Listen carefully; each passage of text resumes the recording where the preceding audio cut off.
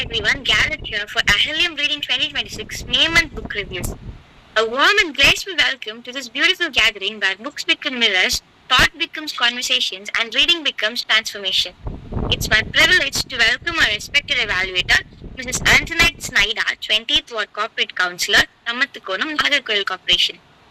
Ma'am, your dedication towards public service and community upliftment reflects leadership rooted in compassion and responsibility. Your presence today adds dignity and encouragement to this reading movement. I also extend our heartfelt welcome to Ms. Reenubala R., founder of Ahelium Counseling Hub. Your vision is creating more than a reading platform. You are nurturing confidence, emotional strength, awareness, and self-growth among people through books and meaningful discussions. In a world crowded with noise, initiatives like yours create thinking minds and stronger hearts. A special welcome to all the participants, readers, presenters, and attendees who have joined us today through Google Meet. Every person here is proof that reading still has the power to shape minds, heal emotions, and inspire change. Today's gathering also quietly celebrates the strength of women. When women lead spaces of education, counseling, literature, and community development, they do not merely conduct programs. They build generations. A woman with knowledge becomes a lighthouse for many others. Empowered women create empowered societies, and platforms like Ahelium beautifully reflects that spirit. Books gives us information, but reflection gives us transformation. That is why today is not just a book review session. It is a celebration of growth, voice, courage, and learning. Once again, I warmly welcome our chief guest, founder, and every participant to this inspiring evening. Thank you all, and let us begin this session with positivity, curiosity, and open minds. And now I request Mrs. Reenubala to continue the session. Good evening everyone. So ரொம்ப நாளுக்கு அப்புறம் meet பண்ண மாதிரி ஒரு feel. ஏன்னா இந்த May month எனக்கு மட்டும் இல்லை, எல்லாருக்குமே ஒரு பிஸியான ஒரு மந்தாக இருந்துகிட்ருக்கு. ஸோ இந்த மந்தில் இதுக்கு ஒரு டைம் கொடுத்து எல்லோரும் இன்விடேஷன் அக்செப்ட் பண்ணி வந்ததுக்கே ரொம்ப ஒரு தேங்க்ஸ். ஸோ ஸ்னைடா என்னோடய ஃப்ரெண்டு, என் கூட தான் படித்தாங்க அவங்க. ஸோ அவங்கள இன்றைக்கி இந்த செஷனுக்கு எவாலுவேட்டராக இன்வைட் பண்ணதில் ரொம்ப ப்ரௌடாக ஃபீல் பண்ணுறேன். எம்எஸ்டபிள்யூ கம்ப்ளீட் பண்ணிட்டு சேம் அது படித்தோமா விட்டோமான்னு இல்லாமல் சொசைட்டிக்கு ஒரு சர்வீஸ் இதில் இறங்கி பொண்ணுங்களே கம்மியாக இருக்கிற ஒரு ஃபீல்டு, அந்த ஃபீல்டில் ஸ்ட்ராங்காக நின்று வின் பண்ணி வார்ட் கவுன்சிலராக அவங்களோட சர்வீஸாக நல்லபடியாக பண்ணிகிட்ருக்காங்க. ரொம்ப ப்ரௌடாக இருக்குது. நம்ம கூட படித்த ஒரு பொண்ணு சக்ஸஸ்ஃபுல்லாக சொசைட்டியில் வரும்போது அதை பார்க்குறதுக்கு ரொம்பவே ப்ரௌடாகவும் இருக்குது. ஸோ ஸ்னைடா எங்ககிட்ட சில ஃபியூ வேர்ட்ஸ் உங்களுக்கு ஷேர் பண்ண முடியும்னா பண்ணுங்கள். I'm saying hi to everyone. A very good effort of Reenubala. Hats off to you. இது வந்து ரொம்ப பெரிய ஒரு டீம் ஒர்க், நல்லா போயிட்டு இருக்கு. நான் ரொம்ப நாளா வந்து ரீனுவை நான் பல விஷயங்கள்ல வாட்ச் பண்ணியிருக்கேன். ரீனுவோட வந்து ஸ்டெப்ஸ் எல்லாம் வந்து especially Reenu is a unique character. அவளோட ஸ்டெப்ஸ் எல்லாம் பயங்கரமா எஃபெக்டிவா இருக்கும். அது வந்து ஒரு நார்மல் தாட்ஸ் மாதிரி இருக்காது. such a kind of a different kind of a person. That is of Renu. And coming to me, I am a counselor of Ramathukonam. Past 5 years நான் அந்த சோஷியல் ஒர்க் மக்கள் மத்தியில் நான் வந்து ஒர்க் பண்ணிட்டு இருக்கேன். More than that I am running a boutique also. அப்புறம் other than that powerful women of mother of 2 kids. அது ரொம்ப பெரிய எஃபெக்டிவ் ஜாப் அது. அண்ட் வேற என்னை பத்தி சொல்றதுக்கு வந்து ரொம்ப பெருசா எதுவும் இன்னும் நான் அச்சீவ் பண்ணல. இன்னும் நான் வந்து என்னோட பொலிட்டிக்கல் ஃபீல்ட்ல இன்னும் நான் ஹையரா வளரணும்னு நான் நினைக்கிறேன். நெக்ஸ்ட் இன்னும் எனக்கு ஒரு 4-5 months தான் இருக்கு. அதுக்கப்புறமா இன்னும் ஹையர் பொசிஷனுக்கு நான் போய் மக்களுக்கு இன்னும் நான் வந்து சோஷியலா ஒர்க் பண்ணணும்ட்டு நான் ஆசைப்படுறேன். அண்ட் அப்புறம் உங்களோட அந்த டீம்ல நான் வந்து இன்னைக்கு ஆட் ஆகுறதுல நான் ரொம்ப பெருமைப்படுறேன். ரீனு வந்து ஃபர்ஸ்ட் ஆஃப் ஆல் என்கிட்ட கேட்டாங்க. ரீனு என்னோட close friend and relative to. இப்படி ஒரு இது ஒரு ரீடிங் கிளப் மாதிரி நான் நடத்திட்டு இருக்கிறேன். அதுல வந்து நீங்க ஜாயின் பண்ண முடியுமா அப்படின்னு கேட்டாங்க. ஆல் ஆஃப் அ சடன் எனக்கு வந்து ஒரு சின்ன இது கிளைண்ட் வந்துட்டாங்க.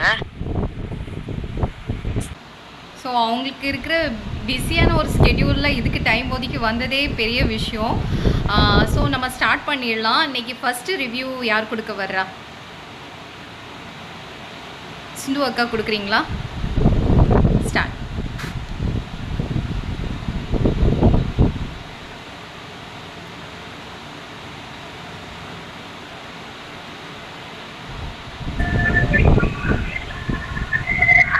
எல்லாருக்கும் வணக்கம், குட் ஈவினிங்.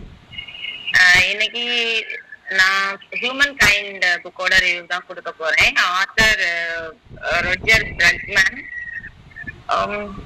இந்த புக் ஃபுல் அண்ட் ஃபுல் எதை பத்தி சொல்லுது அப்படின்னா, மனிதர்கள் எவ்வளவு மகத்தானவர்கள் அப்படின்னு தான் சொல்லுது. எவ்வளவோ மனிதர்களை பத்தின நெகட்டிவான விஷயங்கள் இந்த உலகத்துல சொல்லப்பட்டாலும் பரப்பப்பட்டாலும் மனிதர்கள் மீதான அவங்க பிறப்பிலேயே அவங்க எவ்வளவு நல்லவங்க மகத்தானவர்கள்ங்கிற அந்த ஆத்தரோட நம்பிக்கை தான் அவரை இந்த புக்கை எழுத தூண்டிச்சு. ஒரு 10 நல்ல விஷயம் நடக்கும், ஆனா ஏதாவது ஒரே ஒரு கெட்ட விஷயம் நடந்துச்சுன்னா அந்த 10 நல்ல விஷயத்தையும் பீட் பண்ணிட்டு அந்த ஒரே ஒரு நெகட்டிவ் விஷயம் தான் ஸ்ப்ரெட் ஆகுது அப்படிங்கறதான் நிறைய இடங்கள்ல ஆத்தர் சொல்லியிருப்பாரு. நிறைய ஹிஸ்டாரிக்கல் எவிடன்சஸ் அவர் கலெக்ட் பண்ணியிருக்காரு. நிறைய நமக்கே ஹிஸ்டரியில இப்போ போராகட்டும், வேற நிறைய சிச்சுவேஷன்ஸ்ல ஹியூமன்ஸ் வந்து எந்த அளவுக்கு மனிதத்தன்மை இல்லாம இருக்காங்களே அந்த மாதிரி பார்க்கக்கூடிய விஷயங்கள்ல என்னென்ன விஷயங்கள்ல மறைக்கப்பட்டது என்ன இதுல அப்படிங்கறத அவரு தோண்டி எடுத்து ப்ரூவ் பண்ணிருக்காரு அப்படின்னு சொல்லலாம். இதுல அந்த ஹிஸ்டாரிக்கல் எவிடன்சஸ் எல்லாம் கலெக்ட் பண்ணி ப்ரூவ் பண்ணிருக்காரு அப்படின்னு சொல்லலாம்.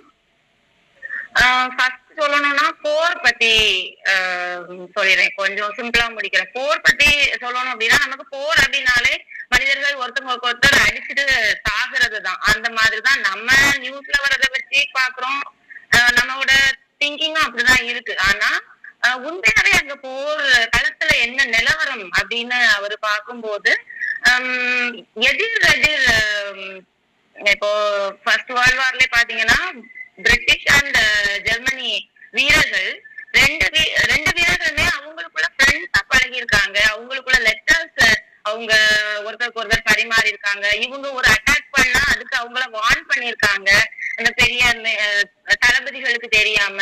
அவங்களுக்குள்ள எவ்வளவு ஒரு ஃப்ரெண்ட்ஷிப் இருந்திருக்கு அப்படிங்கறத அந்த போர் வீரர்கள் அந்த டைம்ல சொன்ன விஷயங்களை வச்சு அவரு நிறைய சொல்லியிருக்காரு இதுல. அதே மாதிரி பிரிட்டிஷ் வீரர்கள் சொல்றாங்க ஜெர்மனிய வீரர்கள் எவ்வளவு நட்பா பழகுறாங்க அப்படிங்கறத பத்தி சொல்லியிருக்காங்க. 2 பேரும் சேர்ந்து கிறிஸ்துமஸ் செலிப்ரேட் பண்றாங்க. இப்படி நிறைய போர்க்களத்துல நடக்கக்கூடிய விஷயங்கள். அதே மாதிரி ஒரு தளபதி சொல்றாரு, போர் தளபதி ஒரு ராணுவ வீரன் வந்து எதிர்நாட்டு ராணுவ வீரன் ஒரு கையில அவன் போட்டுக்க ட்ரெஸ் எதுவுமே இல்ல, ஏதோ ஒரு ட்ரெஸ் பேண்ட் மட்டும் புடிச்சிட்டு ஓடுறான். ஓடும்போது இவர் சொல்றாரு அவனை எதுவுமே பண்ணாம விட்டுறாங்க. அப்போ அவருக்கு அதுக்கு காரணம் அவர் என்ன சொல்றாரு அப்படின்னா, போர்கள்ல நம்ம ஆயிரக்கணக்கில் மக்கள் கொல்லப்படுறாங்கன்னு நம்ம பாக்குறோம். ஆனா உண்மையாவே போர்ல என்ன நடக்குன்னா மனிதர்களுக்கு மனிதர்கள் நேரடியான கொலைகள் அந்த போர்கள்ல ரொம்பவே கம்மி. எங்கேயோ இருக்கக்கூடிய ஒரு கூட்டத்துக்கு நாங்க பாம்பு போடுறோம் அப்படின்னா எங்களுக்கு அவங்க அங்க என்ன பண்றாங்க, யார் இருக்காங்க, எதுவுமே எங்களுக்கு தெரியாம தான் நாங்க அதை பண்றோம். ஆனா நேருக்கு நேர் மனிதர்களை கொல்றதுக்கு ஒரு போர் வீரர்களால ஒரு 99% முடியாது அப்படின்னு சொல்றாரு. இப்படி ஒரு ட்ரெஸ் கையில புடிச்சிட்டு உயிருக்கு பயந்து ஓடக்கூடிய மனுஷன் தான் எங்களுக்கு கண்ணு கெட்டாத தூரத்திலேயே கூட இருக்கிறான் அப்படின்னு எங்களுக்கு தெரிஞ்சிருந்தா நாங்க அதை கூட பண்ண மாட்டோம் அப்படின்னு சொல்லுவாரு. இதெல்லாம் பார்க்கும்போது நம்ம எவ்வளவு அறியாமையில இருக்கோம். நம்ம டிவி நியூஸ பார்த்து நம்ம மனிதர்களை எப்படிலாம் தப்பு கணக்கு போட்டிருக்கோம் அப்படின்னு தான் எனக்கு தோணுச்சு. அதே மாதிரி கொலம்பியால வந்து ஒரு 50 வருஷமா உள்நாட்டு போர் நடக்குது. கொரில்லாக்கள் ஒரு டீமா இருந்துட்டு ரொம்பவே ஒரு தலைமுறையே ஒரு போர் சூழல் ஏற்படுத்தக்கூடிய அளவுக்கு அங்க ரொம்ப டார்ச்சர் பண்றாங்க. அவங்கள எதுவுமே அந்த கவர்மெண்டால பண்ண முடியல. கடைசியில அந்த அரசு அந்த நாட்டுடைய தலைவர் வந்து ஒரு விளம்பர நிறுவனத்தை போய் ஹெல்ப் கேக்குறாரு. அவங்க பண்ண விஷயம்லாம் என்ன அப்படின்னா, இவங்க அந்த கொரில்லாஸோட ரிலேட்டிவ்ஸ மீட் பண்ணி அவங்க கிட்ட உங்களுக்காக நாங்க வீட்டுல வெயிட் பண்ணிட்டு இருக்கோம், நீ வந்து கொரில்லாவா மாறுறதுக்கு முன்னாடி எனக்கு மகனா வீட்டுல இருந்த, இந்த மாதிரி வாசகங்கள் அடங்கின லெட்டர்ஸ கொரில்லாக்கள் கிடைக்கும்படி செய்யறாங்க. கிறிஸ்துமஸ் டைம்ல காடுகள் ஃபுல்லா நீங்க காடுகள்ல கிறிஸ்துமஸ் கொண்டாடலாம்னா நீங்க வீட்லயும் கிறிஸ்துமஸ் கொண்டாடலாங்கிற மாதிரி பாசிட்டிவான வாசகங்கள் அடங்கின பதாகைகள் அங்கங்க வைக்கிறது மூலமா மனசு மாறி ஆயிரக்கணக்கான கொரில்லாக்கள் மனிதர் அவங்க ஆர்டினரி லைஃபுக்கு அவங்க போயிருக்காங்க. இத பத்தி அந்த விளம்பர நிறுவனம் நடத்தக்கூடிய அவர்கிட்ட கேட்கும் போது அவர் என்ன சொல்றாரு அப்படின்னா, நாங்க அந்த கொரில்லாஸ் யாரையுமே நாங்க ஒரு மான்ஸ்டர்ஸாவோ தீவிரவாதிகளாவோ பார்க்கல, காட்டுக்குள்ள காணாம போன குழந்தைகளா நாங்க பார்த்தோம் அப்படின்னு சொல்லுவாரு. எப்படி இவங்களால இவ்வளவு கொடூரமான மனுஷங்களை கூட இப்படி பார்க்க முடியுதுன்னு நீங்க யோசிச்சப்போ எனக்கு அது ஒரு சொல்ல முடியாத ஒரு என்ன சொல்றதுன்னு எனக்கு தெரியல, ஒரு உணர்வு தான் எனக்குள்ள ஏற்படுத்துச்சு. அதுக்கப்புறமா பார்த்தா ஒரு ஒரு சமூக ஆர்வலர் அவர் வந்து டெய்லி சாப்பிட்டுட்டு வீட்டுக்கு போகக்கூடிய வழியில அவரோட ஒர்க்க முடிச்சுட்டு போகக்கூடிய வழியில ஒரு டீனேஜ் ஒரு பையன் அவன் வந்து கத்திய காட்டி அவரை மிரட்டுறான். அவனோட மிரட்டினதும் அவரு உடனே எதுவுமே பதில் சொல்லல, அவரோட வாலெட் எடுத்து கையில கொடுத்துடுறாரு, காசுக்குதான் மிரட்டுறான் அப்படின்னுட்டு. ஓகே, உடனே அவனும் போறான். அவனை ஒரு நிமிஷம் நீ நின்னுப்பா அப்படின்னு சொன்ன உடனே என்னன்னு கேக்குறான். என்னோட ஜாக்கெட்டை வேணா நீ எடுத்துக்கோ, ஏன்னா உனக்கு ரொம்ப குளிரும் அப்படின்னு சொல்றாரு. அப்போ என்னடா இவர் நம்மகிட்ட திருட வந்தவனுக்கு இவரு என்ன ஜாக்கெட் தராரு அப்படின்னு சொல்லிட்டு அப்படி பாக்குறான். இதே நீங்க எனக்கு பண்ணணும் அப்படின்னு கேட்கும் போது அவன் சொல்றான், இல்ல இந்த திருட்டுல நீ மாட்டின அப்படின்னா உனக்கு எவ்வளவு பெரிய பனிஷ்மெண்ட் கிடைக்கும்னு உனக்கு தெரியும், அதையும் மீறி நீ இந்த திருட்டுல ஈடுபடுற அப்படின்னா உன்னோட தேவை என்னன்னு எனக்கு புரியுது. சோ நான் இப்போ டின்னருக்கு தான் போறேன், நீ என் கூட வேணா சாப்பிட்டுட்டு கூட போலாம், நீ என்ன நம்புனீங்கன்னா நீ என் கூட வா அப்படின்னு சொல்லுவாரு. உடனே இவனும் ஏதோ ஒரு நம்பிக்கையில அவர் கூட போனா அந்த ரெஸ்டாரண்ட்ல பார்த்தா எல்லாருமே அவருக்கு வணக்கம் சொல்றாங்க. வெல்கம் பண்றவர்ல இருந்து டிஷ் வாஷ் பண்ற ஒரு மனுஷன் வரைக்கும் அவருக்கு வெல்கம் பண்றாங்க. என்ன உங்களை பார்த்து எல்லாருமே சிரிக்கிறாங்களே, இது உங்களோட சொந்த ஹோட்டலா அப்படின்னு கேட்பான். இல்ல இது டெய்லி நான் அடிக்கடி வரக்கூடிய ஹோட்டல் தான் அப்படின்னா, உனக்கு மனிதர்கள் கூடால அன்பா இருக்கணும்னு உனக்கு யாருமே சொல்லி கொடுக்கலையா அப்படின்னு கேட்பாரு. அப்போ அவன் அதுக்கு சொல்லுவான், என்கிட்ட யாருமே அப்படி இது வரைக்கும் நடந்துகிட்டது இல்ல, நான் இப்படிப்பட்ட மனிதர்களையே பார்த்தது இல்ல அப்படின்னு சொல்லுவான். ஓகே, 2 பேரும் சாப்பிடுறாங்க. சாப்பிட்டு முடிச்சதும் அவர்கிட்ட பே பண்றதுக்கு அவர்கிட்ட காசு இருக்காது. பையன்கிட்ட தான் என்னோட வாலெட்டை நீ வச்சுக்க, அதுல இருந்து சாப்பிடுறது காசு கொடுத்துட்டு பேலன்ஸ் நான் உனக்கே கொடுத்துடுறேன் அப்படின்னு சொன்னோம்னா வாலெட்டை கையில கொடுப்பான். உடனே இவரு சாப்பாடு காசு கொடுத்துட்டு அவனுக்கிட்டையும் ஒரு $20 எடுத்து கொடுப்பாரு. கொடுக்கறதுக்கு முன்னாடி ஒரே ஒரு கண்டிஷன், நீ அந்த கத்திய கையில கொடுத்துறணும் அப்படின்னு சொல்லுவாரு. அவனும் அதை கொடுப்பான். அதோட அந்த சீன் முடிஞ்சது. அதுக்கப்புறமா ஒரு பேட்டியில அவரு சொல்லியிருப்பாரு, அவர்கிட்ட ஆச்சரியமா இப்படி நீங்க எப்படி அந்த பையனை இவ்வளவு நம்பிக்கையோட சாப்பாடு எல்லாம் வாங்கி கொடுத்து கூட்டிட்டு போறீங்க, அவன் திருடறதுக்கு தானே வந்தான் அப்படின்னு கேட்கும்போது, நான் மனிதர்கள்கிட்ட எப்படி பழகுறனோ அப்படிதான் நானும் எந்த மனிதர்கள் நடந்துப்பாங்கன்னு நானும் எதிர்பார்க்க முடியும், அதே மீறி நான் என்ன பண்ண முடியும் அப்படின்னு சொல்லி அந்த வார்த்தைகளை கேட்கும்போது அப்படியே கூஸ் பம்ப்ஸ் தான் வந்துச்சு எனக்கு. எப்படி இப்படி இருக்கிறாங்கிற மாதிரி. அடுத்து நார்வே ஜெயில் உள்ள ஒரு சம்பவம் என்னன்னா, நமக்கு பொதுவாவே ஒரு மனுஷன் தப்பு பண்ணிட்டான் அப்படின்னா உடனே அவனுக்கு பனிஷ்மெண்ட் கொடுக்கணும், அதுதான் நம்மளோட தாட். இப்போ நடந்த கோவை சிறுமியோட இதுல கூட அதுதான் நமக்கு உடனே பனிஷ்மெண்ட் கொடுத்தாச்சுன்னா சரியாயிரும், இனி இந்த மாதிரி தவறுகள் நடக்காது அப்படின்னு சொல்லி நம்மளோட பிலீஃப் அப்படிதான் இருக்கு. ஏன்னா நமக்கு சொல்யூஷனே அதுதான், நமக்கு தெரிஞ்ச சொல்யூஷனே அதுதான். தவறுக்குன்னா சொல்யூஷன். ஆனா நார்வே ஜெயில்ல என்ன பண்றாங்க அப்படின்னா, அந்த அங்க இருக்கக்கூடிய காட்ஸ் எல்லாம் அவங்க கைதிகள் கூடால சக ஃப்ரெண்ட்ஸ் மாதிரி உட்கார்ந்து பேசுறாங்க. பேசி இவங்க காட்ஸ் என்ன சொல்றாங்க அப்படின்னா, எங்களுடைய ஆயுதமே எங்களுடைய வார்த்தைகள் தான். நாங்க எவ்வளவுக்கு எவ்வளவு அவங்கள மனிதர்களா ட்ரீட் பண்றோமோ அவ்வளவுக்கு அவ்வளவு அவங்க மனிதர்களா மாறுறாங்க. நாங்க அவங்கள ஒரு கொலையாளியாவோ இதுவும் அங்க போறவங்க எல்லாம் பெரிய பெரிய தவறுகளை செய்துட்டு போகக்கூடிய குற்றவாளிகள். நாங்க எப்படி அவங்கள டீல் பண்றோமோ அவங்க அப்படிதான் அவங்களுடைய ரியாக்ஷன் இருக்கு அப்படின்னு சொல்லி எல்லாரையுமே ஒரு நார்மலான ஒரு வாழ்க்கைக்குள்ள நல்ல மனிதர்களா வாழ்றதுக்கு எவ்வளவு முயற்சிகள் முடியுமோ அந்த அளவுக்கு முயற்சிகளை மேற்கொள்றாங்க. அந்த ஜெயிலோட கட்டமைப்புகளே அப்படிதான் இருக்கு. இது எல்லாமே படிக்கும் போது எனக்குள்ள மனிதர்களை பத்தின பார்வையில டோட்டலா மாறி இருக்கு அப்படின்னு சொல்லலாம். அவரு இன்னொரு முக்கியமான விஷயம் என்ன சொல்றாரு அப்படின்னா, நம்ம நினைக்கிற மாதிரி நல்லவங்களா வாழ்றதெல்லாம் கஷ்டம் கிடையாது. நம்ம என்ன நினைக்கிறோம், இந்த உலகத்துல நல்லவங்களா வாழ்றது எவ்வளவு கஷ்டம் நினைக்கிறோம். கண்டிப்பா அது இல்ல, கெட்டவங்களாவும் இந்த மாதிரி பீப்புளா வாழ்றதுதான் கஷ்டம். ஏன்னா மனிதனுடைய இயல்பு நல்லவன். ஆக்சுவலா நேச்சுரலா மனிதன் நல்லவன். ஆனா அதை மீறி கெட்டவங்களா வாழ்றதா ரொம்ப கஷ்டம் அப்படின்னு சொல்லியிருப்பாரு. எனக்குள்ள மனிதர்களை பத்தின பார்வையை மாத்தின புக் அப்படின்னு சொல்லலாம் இந்த புக்கு. ஆனா கொஞ்சம் படிக்கிறதுக்கு கொஞ்சம் போரிங்கா இருக்கும், ரொம்ப நாள் எடுக்கும். ஆனா ஒவ்வொரு விஷயமுமே நம்ம ஆழ்ந்து புரிஞ்சு சிந்திச்சு படிச்சோம் அப்படின்னா நம்மளுடைய தாட் ப்ராசஸையே அது மாத்திரும் அப்படிங்கறதுதான் உண்மை. நன்றி. அஸ் யூஷுவல் கலக்கிட்டீங்க அக்கா. சிக்னல் இல்லையோ, லெஃப்ட் ஆன மாதிரி ஆயிடுச்சு. ஓகே, ஸோ இந்த புக்கு நானும் லாஸ்ட் இயர் ரீட் பண்ணேன். எனக்கும் இதே ஒரு 2 மாதம் எடுத்து தான் நான் ரீட் பண்ணேன். ஏன்னா அது பயங்கரமான டேட்டாஸ் அதிகமாக இருக்கும், டேட்டாவாகவே தான் கொடுத்துருப்பாங்க. ஸோ அது ஏதோ ஒரு ரிவ்யூ பேப்பர் இருந்து ரீட் பண்ண மாதிரி ஒரு ஃபீலு. ஆனால் அதில் கொடுத்துருக்க ஒவ்வொரு விஷயத்துக்குள்ளேயும் ஒரு ஆழமான ஒரு கருத்து இருக்கும். அந்த கருத்து நமக்கு உள்ளே இறங்கிடுச்சுன்னா அதுக்கப்புறம் உள்ள சாப்டர் நமக்கு ரீட் பண்ணுறதுக்கு இன்னும் இன்ட்ரெஸ்டிங் ஆகிடும். இதை என்ன சொல்ல வர்றாரு இந்த ஆதர், எதை மீன் பண்ண வர்றாருன்னு. மெயினாக இந்த மனிதத்துவத்தை தான் இவர் எடுத்து சொல்கிறாரு. இந்த உலகம் நீங்கள் நினைக்கிற அளவுக்கு ரொம்ப வெறுக்கப்படுற ஒரு இடம் கிடையாது, இதுக்குள்ளேயும் ரொம்ப நல்ல விஷயங்கள் இருக்குது அப்படிங்கிறத அந்த ஆதர் வந்துட்டு அழகாக அந்த புக்கு ஒரு 300-400 சம்திங் பேஜஸ் இருக்கும். அந்த ஒவ்வொரு பக்கங்கள்லேயும் அதை தான் அவர் மீன் பண்ணி பேசியிருப்பார்.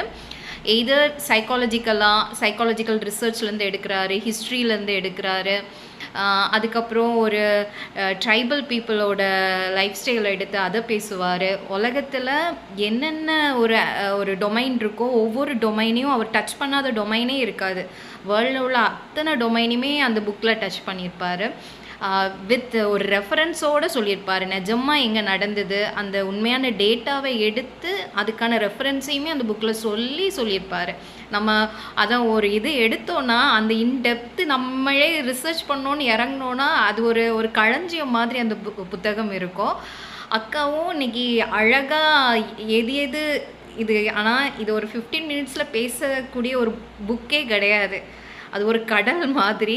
அவங்க என்னென்ன விஷயம்லாம் யோசிக்கிறாங்களோ அது அழகாக சொல்லிட்டாங்க. இன்னொரு விஷயம் அக்கா பேசும்போது எனக்கு தோணுன விஷயம் ஷேர் பண்ணணுன்னு தோணுது. சம்மர் கேம்ப் இப்போது ரீசெண்டாக கம்ப்ளீட் பண்ணியிருந்தோம். அப்போது அங்கே உள்ள நான் குழந்தைங்கிட்ட அசார்ட்டிவ்னஸ் பற்றி ஒரு செஷன் நான் கொடுத்தேன். அசார்ட்டிவாக பேசுகிறது எப்படி, அசார்ட்டிவாக இருந்தால் என்னென்ன பெனிஃபிட் நமக்கு லைஃப்னு சொல்லிட்டு. அப்போது நான் அதில் சொல்லியிருந்தேன், நீங்கள் மாறினீங்கன்னா உங்களை சுற்றி இருக்கிறவங்க எல்லாருமே மாறிடுவாங்க, அதனால சேஞ்சை ஃபஸ்ட்டு நம்மக்கிட்ட இருந்து ஸ்டார்ட் பண்ணணும்னு சொல்லிட்டு. அப்போ அந்த குழந்தைங்களாம் க்யூரியஸாக கேட்டாங்க, அது எப்படி நம்ம மாறினா மற்றவங்க மாறுவாங்க அப்படின்னு சொல்லிட்டு.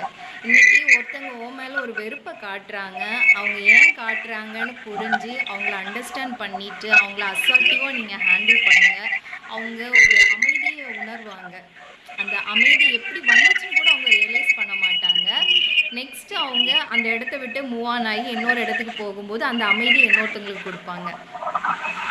இது நீ எக்ஸ்பீரியன்ஸ் பண்ணி தான் பார்க்கணும்னு சொல்லிட்டு அதை நான் சொல்லி கொடுத்தேன். ஸோ இந்த புக்கு வந்து ஹியூமன் கைண்ட் புக், அந்த மாதிரி ஒரு புக்கு. அதை ரீட் பண்ணிங்கன்னா அந்த வேர்ல்டே வேறு மாதிரி அது பார்க்க வைக்கும். இதுவரைக்கும் சேன்னு ஒதுக்கப்பட்ட விஷயங்கள் எல்லாமே நம்ம அண்டர்ஸ்டாண்ட் பண்ணிக்கிறதுக்கான ஒரு ஆறுதலை அந்த புத்தகம் கொடுக்கும்.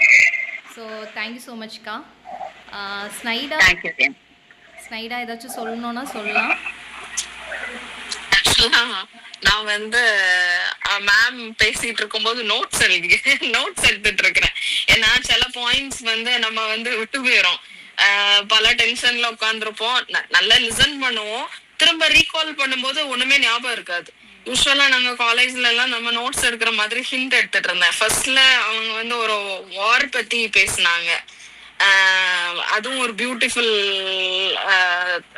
அதாவது பியூட்டிஃபுல் பாயிண்ட்ஸ் இருந்துச்சு. என்னன்னா மக்கள் டு மக்கள் வந்து ரொம்ப பிராக்டிக்கலா வந்து பேசி பழகிட்டு அவங்க வாரன் வரும்போது சடார்னு துப்பாக்கியையும் குண்டையும் தூக்கி வீசிட்டு இருக்கிறாங்க பாத்தீங்களா. வெரி பியூட்டிஃபுல் பாயிண்ட்ஸ் அதெல்லாம். அவங்க என்ன நடக்குதுன்னே தெரியாம ஒரு வாருக்குள்ளாடி ஒரு சண்டை போடுறதுக்கு தயாராகிறாங்க. அதை பத்தி கிளியரா எக்ஸ்பிளைன் பண்ணீங்க. தென் கொரில்லா ஸ்டோரிஸ். கொரில்லான்றது ஆக்சுவலா கொரில்லான்ற ஒரு வேர்டே ஒரு அனிமலை வந்து சொல்றதுதான். அந்த அனிமல் நேச்சரை இருக்கிற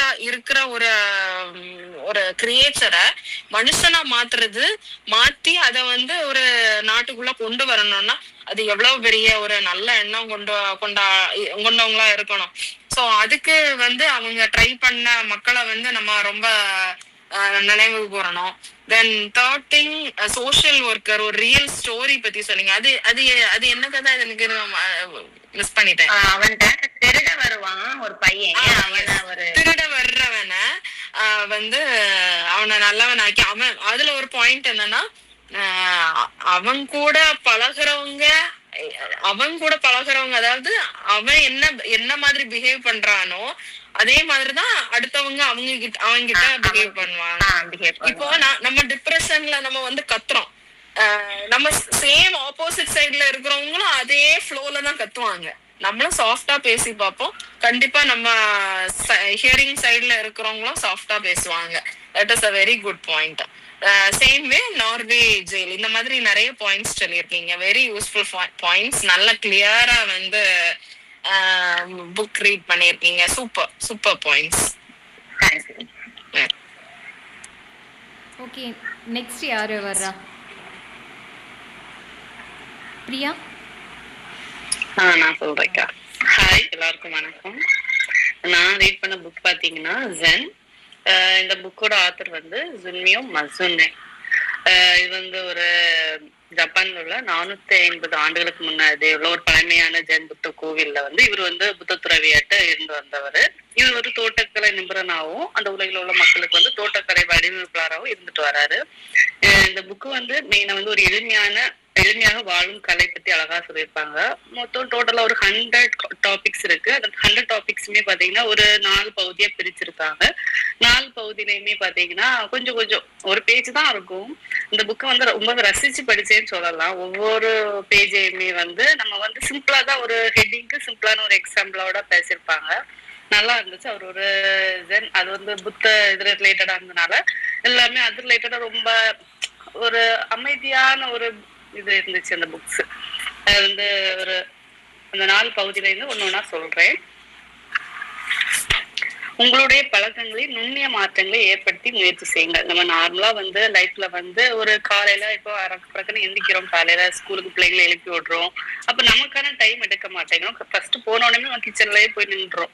அப்ப நமக்கா ஒரு 20 மினிட்ஸ் சீக்கிரமா எந்திரிச்சு கொஞ்சம் உட்கார்ந்து அப்படி டீ எடுத்துட்டோம். அப்படி அந்த டைம் வந்து அப்படி வெளியே கொஞ்ச நேரம் ரிலாக்ஸ், அந்த வெளியில உள்ள காத்து சுவாசிச்சு அப்படி கொஞ்சம் ஒரு வாக் பண்ணிட்டு அப்படி அந்த டேயை வந்து ஸ்டார்ட் பண்றதுக்காக அப்படி சொல்லியிருப்பாங்க. நம்மளுடைய வீட்டு வாசல்ல வந்து நம்ம செடிகளா இருக்கட்டும், வாசல்ல வந்து அழகுபடுத்தி தண்ணி தெளிச்சு வீட்டு வரவங்களை வந்து வரவேற்கிறதுக்கு வந்து அவங்க வீட்டுக்கு வேற விருந்தாளிகள் வரும்போதே அவங்களுக்கு வந்து நம்ம வெல்கம் பண்றாங்க அப்படிங்கறது வந்து நம்ம வாசல் முன்ன அந்த செருப்பெல்லாம் வந்து அங்கங்க போடாம நீட்டா வந்து அரேஞ்ச் பண்ணி வைக்கிறது அப்படிங்கறது வந்து சின்ன சின்ன பழக்கங்கள். இப்ப வீட்டுக்கு தேவையான இந்த மாதிரி ஒரு திங்ஸ் வாங்கணும், ஆன்லைன்லயே பர்ச்சேஸ் பண்ணுவோம், பாக்குறதுக்கு அழகா இருந்தோம்னா எல்லா திங்ஸும் வாங்கிடுறோம். ஆனா அதை எங்க ஆர்கனைஸ் பண்றதுன்னு தெரியாது. ஆனா வீடு வந்து பாக்குறதுக்கு இருக்கிற நம்ம பிடிச்சி நிறைய திங்ஸ் வாங்கியிருப்போம், அதை வந்து வேண்டான்னு போட்டுருவோம். அதை கூட நம்ம பாதுகாக்க மாட்டோம். அது இருக்கிற திங்ஸை வந்து ஃபர்ஸ்ட் பாதுகாருங்க. இது உங்களுக்கு தேவையா தேவையில்லையா 1க்கு 2 முறை வந்து யோசிங்க. தேவையில்லாம வீட்டுல வந்து எல்லா திங்ஸும் வந்து அடைக்காம இருக்கிற திங்ஸை வந்து நீட்டா வந்து வைக்கிறதுக்கு பாருங்க அப்படின்னு சொல்லியிருப்பாங்க. டைமுக்கு வந்து ஃபுட்டை வந்து அவாய்ட் பண்ணக்கூடாது. ஃபுட்டு வந்து ஃபேமிலியா உட்காந்து சாப்பிடணும் அப்படிங்கறத சொல்லியிருப்பாங்க. அடுத்து வந்து நம்ம வெஜ் நான்வெஜ் சாப்பிட்றோம்ல, வெஜ் சாப்பிட்றதுனால நம்மளுடைய பாவனைகள், உடல் தோற்றம், நடை, அழகு, உட்கார்ற பொசிஷன் எல்லாமே வந்து வெஜ் சாப்பிட்றதுனால எவ்வளவு மாற்றம், நான்வெஜ் சாப்பிட்றதுனால நம்மளுடைய ஸ்கின் டோன் கூட சேஞ்ச் ஆகுது. அதனால வீக்லி நம்ம நான்வெஜ் சாப்பிட்றதா இருந்தாலும் பிரச்சனை இல்லை, வீக்லி ஒன்ஸ் கண்டிப்பா வெஜ் எடுங்க. வெஜ் வந்து ரொம்பவே உடல் மேனியை வந்து அழகுபடுத்தும். நம்மளுடைய எண்ணங்கள் கூட அந்த வந்து ரொம்ப நான்வெஜ் அந்த அளவு போர்ஷனு கூரஸா இல்லாம நல்லா இருக்கும் அப்படிங்கறது வந்து சொல்லியிருப்பாங்க. வெஜ் நிறைய எடுக்கணும் அப்படின்னு. அடுத்து வந்து நம்ம டெய்லி வந்து சன் செட் நம்ம பாக்குறோம்ல, சூரிய உதயம் சூரிய அஸ்தமனம் ஆகுறதுல வந்து ரசிக்கணும். அதுவும் ஈவினிங் டைம்ல வந்து நம்ம வந்து ரொம்ப லாங் டிராவல் பண்ணி அந்த அஸ்தமனம் பார்க்க போனோம் அப்படின்னு இல்லாம நம்ம மொட்டை மாடி வயல்வெளிகள் எல்லாம் நின்று அந்த சன்செட்டை பார்த்து இன்னும் ஒரு நாள் எனக்கு வாழ்ந்ததற்கு, இந்த வாழ்வு கொடுத்ததற்கு நன்றி சொல்லி அந்த அஸ்தமனத்தை பார்த்து ரசிக்கணும் அப்படிங்கறத வந்து சொல்லியிருப்பாங்க. நம்ம டெய்லி வாழ்றத வந்து டெய்லி நைட் நம்ம தூங்க போறதுக்கு முன்னாடி ஒரு சின்னதோட ப்ரேயர். நான் இது கொஞ்சம் நிறைய விஷயங்கள் இப்ப நிறைய ஃபாலோ பண்ண தொடங்கிட்டேன் என்னோட லைஃப்ல. டெய்லி இந்த நாள் எனக்கு கொடுத்ததற்கு நன்றி அப்படிங்கறத வந்து சொல்லி இன்னும் ஒரு நாள் கொடுத்த அப்படி ஒரு நன்றி உணர்வோட நம்ம வந்து போகணும் அப்படிங்கிறது. அடுத்து நம்மளோட லைஃப்ல வந்து இருக்கிற ஒரு லைஃப் வந்து மனுஷனுக்கு வந்து சந்தோஷமா இருக்கும், நஷ்டம் துக்கமும் இருக்கும், அதிர்ஷ்டம் இருக்கும், துர்திஷ்டம் இருக்கும், எல்லாமே இருக்கும். ஆனா வந்து நம்ம வந்து சந்தோஷமா ஆட்டோம், நம்ம என்ஜாய் பண்றோம். துர்திஷ்டம் இந்த நாள் நமக்கு சரியில்லை அப்படிங்கறது வந்து போயிடும். அந்த நாள் நமக்கு கொடுத்தது வந்து நம்ம மகிழ்ச்சியோட போகணும் அப்படிங்கறதையும் சொல்லியிருக்காங்க.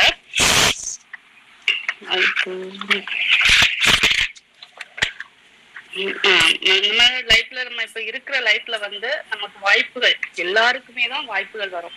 அது எக்ஸாம்பிளா சொல்லியிருக்காங்க. அந்த ஜென் புத்தகத்துல வந்து 2 மரம் இருக்கு. அந்த மரம் வந்து வசந்த காலம் குளிர்காலம் வருது. அந்த வரக்கூடிய காட்டுல வந்து 2 மரமே, ஒரு மரம் அடுத்து பூத்து குலங்குறதுக்கான அந்த குளிர்ச்சியை தாங்குறதுக்கான தயாரா இருக்குது, அந்த காற்று வரப்போகுது அப்படிங்கிறதுக்காக. இன்னொரு மரம் வரட்டு பாத்துக்கலாம் அப்படிங்கிறதுக்காக இருக்குது. இப்ப 2க்குமே ஈக்குவலா தான் அந்த காற்று வீசுது. அது வந்து அதுக்கு தயாராகி அதை வந்து அதை பயன்படுத்தி அது பூத்து குலுங்கி பாக்குறதுக்கு அழகா இருக்கு. ஆனா அந்த மரம் வந்து அதை வந்து பயன்படுத்திக்கல. அதே மாதிரிதான் மக்களுக்கும் நமக்குமே எல்லாருக்குமே ஒரே லைஃப் தான். ஆனா நம்மளோட எல்லாருக்கும் ஒரே மாதிரிதான் காற்று வீசுது. நம்மளோட லைஃப் வந்து நம்ம எப்படி பயன்படுத்திக்கிறோம் இருக்கும்போது அப்படிங்கிறது வந்து சொல்லியிருக்காங்க.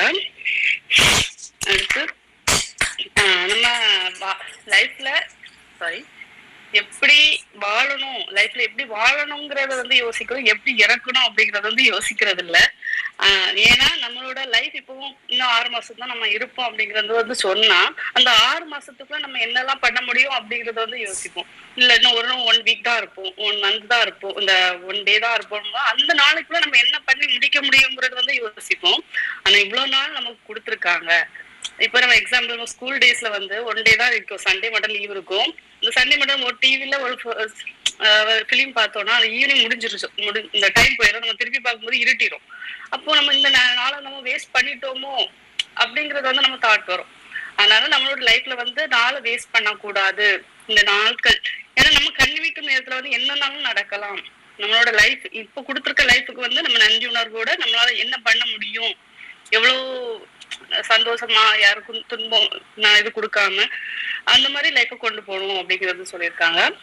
அது வந்து லைஃபை வந்து முழுமையாக வாழணும். லைஃபை வந்து கொடுத்ததுக்கு வந்து நம்மளோட லைஃப் வந்து ரொம்பவே பெரிய பொக்கிஷம். அது வந்து இப்போ உன்னோட லைஃப் யாருக்கு அப்படின்னா என்னோட லைஃப் எனக்கு தான் அப்படிங்கிறது வந்து நம்ம தைரியமா சொல்லுவோம். முழுமையாக வாழ முயற்சி செய்யுங்கள் அப்படின்னு. நம்மளுடைய லைஃப் வந்து ரொம்பவே நமக்கு நம்ம பாதுகாப்பான லைஃப். நம்ம யாருக்கும் நம்ம லைஃப் கொடுக்க போறது இல்ல. இது யாரோட லைஃப்னு கேட்டா இது என்னோட லைஃப், நீ எப்படி வாழ போற அப்படிங்கிறது நம்ம தான் டிசிஷன் எடுக்க போறோம். நம்ம யாருக்குமே அதை எக்ஸ்பிளனேஷன் கொடுக்க வேண்டிய அவசியம் இல்லை. அதனால நீ உன்னோட இதை வந்து இருக்கிற காலம், சிலவங்களும் நீண்ட ஆயுள் காலமா இருக்கலாம், சில குறுகிய ஆயுள் காலமா இருக்கலாம், அது வந்து விஷயமாவே இருக்காது. ஆனா இருக்கிற காலத்துல நீ என்னதான் பயன்படுத்தி இருக்கா அப்படிங்கறதுதான் இதுல இருக்கணும். செய்யற சின்ன சின்ன விஷயமா இருந்தாலும் அது வந்து அழகாட்டு நம்ம லைஃப் ஸ்டைல் நல்லா ரன் பண்றதுக்கு அமைதியான ஒரு இதா கொண்டு போறதுக்கான புக் அழகா சொல்லியிருக்காங்க. எனக்கு ரொம்ப பிடிச்சிருந்து நிறைய விஷயங்கள் மாத்திருக்கேன். சின்ன சின்ன விஷயங்கள் வந்து இந்த புக்கு ரொம்பவே பொறுமையா இருந்து ரீட் பண்ணி ரசிச்சு படிச்ச புக்கு. இன்னைக்குதான் கரெக்டா முடிச்சேன். அது வேற ரிவ்யூ கொடுக்கறதுக்கு இந்த ஆப்பர்ச்சுனிட்டி கிடைச்சது ரொம்பவே thanks Renuka. Super Priya, as usual நீ சூஸ் பண்ணியிருக்க புக்கும் இதுக்கு முன்னாடியும் நீ எடுத்துக்கிட்டுற ஒவ்வொரு புத்தகமும் ரொம்ப நல்லாயிருக்கும். அதே மாதிரி இந்த புக்கும் உன்னோட லைஃபுக்கு இப்போதைக்கு ரொம்ப தேவையான ஒரு விஷயம். நீ சொன்ன மாதிரி சில பழக்க வழக்கங்கள்லாம் ஆட் ஆன் பண்ண வேண்டியது இருந்தது, நான் இப்போ ஆட் ஆன் பண்ணியிருக்கேன்னு. இந்த மிஸ்ஸிங் பசில்ஸில் வந்து மிஸ்ஸிங் போர்ஷன் கரெக்டாக கிடச்சி நம்ம ஃபிக்ஸ் பண்ண ஒரு கம்ப்ளீட் ஃபீல் ஆகும்ல, அந்த ஒரு ஃபீல் உனக்கு இந்த புக்கு கொடுத்துருக்கோன்னு நான் நினைக்கிறேன். ஸோ நீ இப்போ இது ஷேர் பண்ணும்போதும், ஏன்னா உன்னோட ஸ்டேட்டஸ் நான் கடந்த ஒரு 2 மாதமாக பார்த்துட்ருக்கேன், அந்த புத்தகங்களில் இருந்து தான் நீ கரெக்டாக பிக்சர் எடுத்து ஸ்டேட்டஸ் போட்டுட்ருக்க. ஸோ நான் ரீட் பண்ணும்போதே தோணுச்சு இது உனக்கு கரெக்டான மைண்டுக்கான ஃபுட்டு உனக்கு அதில் கிடச்சிருக்கு அப்படின்னு சொல்லிட்டு. ஆமா, அது மாதிரி நம்ம வீட்டுல ஒரு சின்னதா ஒரு தோட்டம் வைக்கணும், பால்கனி சுத்தி வீட்டுல ஸ்பேஸ் இருந்துச்சுன்னா சுத்தி இருக்கிறவங்க கண்டிப்பா வந்து நம்ம வெளியே போகும்போது, வீட்டை விட்டு வெளியே போகும்போது காற்று சுவாசிக்கிறோம், அந்த செடிகளை பார்த்து பேசுறோம், அதை வந்து நம்ம நல்லா பார்க்கணும் அப்படிங்கிற ஒரு மைண்ட் செட்டா நம்ம அதுகிட்ட விடும்போது நம்ம கொஞ்சம் இன்னும் மைண்ட் ஃப்ரீ ஆகுது. அப்படிங்கிறது வந்து சிலவங்களுக்கு இடம் இருக்காது, சின்ன பால்கனியோ இல்ல சின்ன விண்டோ ஸ்பேஸோ ஒரு செடியோ 2 செடியோ நம்மளா வச்சு, இப்போ ஒரு தக்காளி செடியா இருக்கட்டும், ஷாப்ல போய் வாங்குறதுக்கும் நம்மளா வச்சு வளர்க்கறதுக்கும், அதுல ஒண்ணு பறிக்கும்போது நல்லதா வருதோ ஓகே, நம்ம பறிக்கும் போது அதுல ஒரு ஹாப்பினஸ் வேற. அதுலயுமே இந்த புக்ல நிறைய தோட்டக்கலை பத்தியுமே நிறைய போட்டிருந்தாங்க. எனக்கு கார்டனிங்னா பிடிக்கும், அதனால நல்லா அது இன்ட்ரெஸ்டா படிச்சு நல்லா இருந்துச்சு. அது நீ சொல்லும் போதே உன்னை பற்றி தெரியாதவங்களுக்கும் தெரிஞ்சிருக்கும் கார்டனிங் நீ எவ்வளோ தூரம் இன்வால்மெண்ட்டோடு இருப்பேன்னு. ஏன்னா நீ அந்த விஷயம் சொல்லும் போதும் நீ ஹைலைட் பண்ணி சொன்ன. ஸோ இதில் நான் பிரியா கிட்ட இன்னொரு விஷயம், பிரியான்னு இல்லை எல்லாத்துக்கிட்டையும் சொல்லணுன்னா, இப்போது நம்ம வேர்ல்டு வந்து ரொம்ப மாட்டிகிட்டு இருக்கிறது ஃபோமோங்கிற ஒரு விஷயத்தில் தான் மாட்டிகிட்ருக்கோம். Fear of missing out, miss பண்ணிடுவோமோன்னு அந்த ஒரு பயத்திலேயே நம்ம ஓடிட்டுருக்கோம். ஒரு மொபைல் ஃபோன் எடுத்து பார்த்தாலும் ஏதோ எனக்கு தேவையான விஷயம் தான் நான் இருக்கேன்னு சொல்லி 3 hours போகிறதே தெரியறதில்ல. அதே மாதிரி தான் நம்ம சுற்றி நம்மளோட லைஃப் ஸ்டைலுமே அதுக்கேற்ற மாதிரி தான். நம்ம இது பண்ணலன்னா அதை மிஸ் பண்ணிவிடுவோமோ, இது பண்ணலன்னா அது மிஸ் பண்ணிவிடுவோமோன்னு எதுக்கு இம்பார்ட்டன்ஸ் கொடுக்கணுங்கிறதே தெரியாமல் நம்ம தவிச்சிட்ருக்கோம். ஆனால் பிரியா சொன்ன இந்த புத்தகம் வந்து அந்த ஃபோமோலேருந்து நம்மளை வெளியே கொண்டுட்டு வரோன்னு நினைக்கிறேன். எல்லாருமே அதை ஒரு வாட்டி வாங்கி ரீட் பண்ண வேண்டிய ஒரு புக்கு அப்படின்னு எனக்கு தோணுது. ஸோ நானும் வாங்கி படிக்கணும்னு நினச்சிருக்கேன். நல்லா இருந்துச்சு. நான் ஒரு டே வந்து ஒரு 4-5 பேஜ் தான் ரீட் பண்ணுவேன். நல்லா இருக்கும். அந்த 4 பேஜுமே நமக்கு ஒரு புது, அவங்கள்ட்ட என் ஹஸ்பண்டுமே நம்ம மாறி நாங்க எக்ஸ்பிளைன் பண்ணுவோம். நல்லா இருக்கும் ரீட் பண்றதுக்கு. நிறைய விஷயங்கள் அது சின்னதா தான் இருக்கும், எடுத்துக்கலாம், நல்லா இருக்கு, நம்ம லைஃப்ல கொண்டு போகலாம் அப்படிங்கறது வந்து தோணும். அதனால நிறைய ஹேபிட் மாத்திட்டேன். ரொம்ப நல்லா இருந்துச்சு. ரொம்ப நல்லது. அப்படியே அது பிரேக் ஆகாமல் லைஃப் லாங் கொண்டுட்டு போங்க. சரி ஸ்னைடா, ஷேர் பண்ணுங்க. ஆக்சுவலா ஹாய் பிரியா. பிரியாவுக்கு இன்னும் 1 hour கொடுத்தா இன்னும் நல்லா பேசுவாங்கன்னு நினைக்கிறேன். அவங்க பேசிட்டே இருக்கிறாங்க அந்த புக்குக்குள்ள, அப்படியே உள்ள போய் நானும் எனக்கு அவங்க பேச நானும் அட்மையர் பண்ணிட்டே இருக்கேன். அவங்க சொல்ல நான் வந்து ஒரு வேர்ல்டுக்குள்ளாடி இருக்கிறேன். ஒரு சின்ன எக்ஸாம்பிள் சொல்றேன். எங்க வீட்டுல நடந்த ஒரு சம்பவம். எனக்கு 2 கார் இருக்கு. ஒரு காருக்கு வந்து போன் வைக்கிறதுக்காண்டி போன் ஹோல்டர் அமேசான்ல ஆர்டர் பண்ணி வாங்கினேன். 2வது கார் வந்த உடனே திரும்ப ஆர்டர் பண்ணி வாங்கினேன். அது வச்ச இடம் தெரியல, இன்னும் என்னால கண்டுபிடிக்க முடியல அது எந்த கண்ட்ரிக்கு எனக்கு இன்னும் தெரியல. நீங்க சொன்னீங்கல்ல, அந்த அமேசான்ல ஆர்டர் பண்ணி வாங்கி அது எங்க வைக்கிறதுன்னு தெரியாம வாங்கிடுறாங்க. அமேசான்ல ஒரு பெரிய ஒரு மெம்பர் ஆயிடுறாங்க. அதுல அவங்களுக்கு ஆர்டர் போட்டு அவங்களுக்கு நிறைய டீல்ஸ் எல்லாம் வேற வந்து பெர்சன்டேஜ் கணக்குல அவங்களுக்கு டிஸ்கவுண்ட்ஸ் எல்லாம் கொடுக்க ஆரம்பிச்சிடறாங்க. அதனால ஒரு மிளகா வாங்கினாலும் இப்போ இன்ஸ்டாமார்ட் இந்த மாதிரி ஒரு டெக்னாலஜி ஃபீல்டுக்குள்ளாடி நம்ம வாழ்ந்துட்டு இருக்கோம். அது இன்னொரு சம்பவம். அந்த ஃபோமோன்ற பாயிண்ட் வந்து எனக்கு இன்னைக்கு புதுசா நான் வந்து ரீனோட்ட இருந்து கத்துக்கிட்டேன். ஒரு சின்ன டிஃபெக்ட் என்னன்னா, கிம்ஸ்ல ஒரு patient due to anxiety of future, depression, stress, ஃபியூச்சர்ல இன்னும் என்ன நடக்க போகுது அப்படின்ற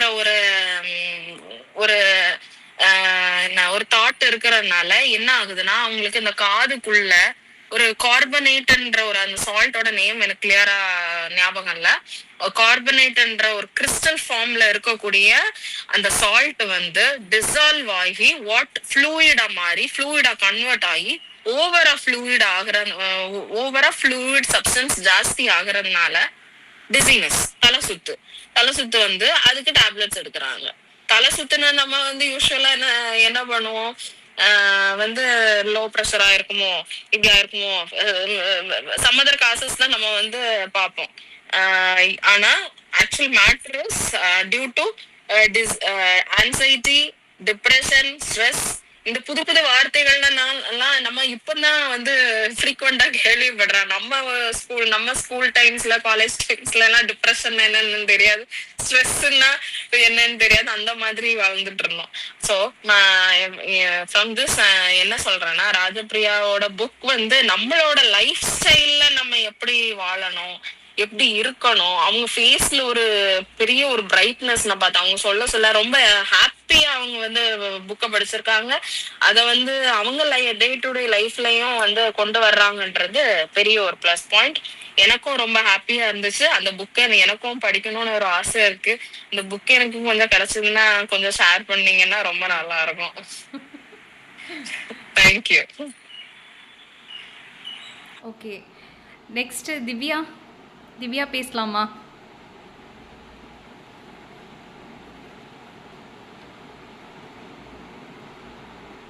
திவ்யா,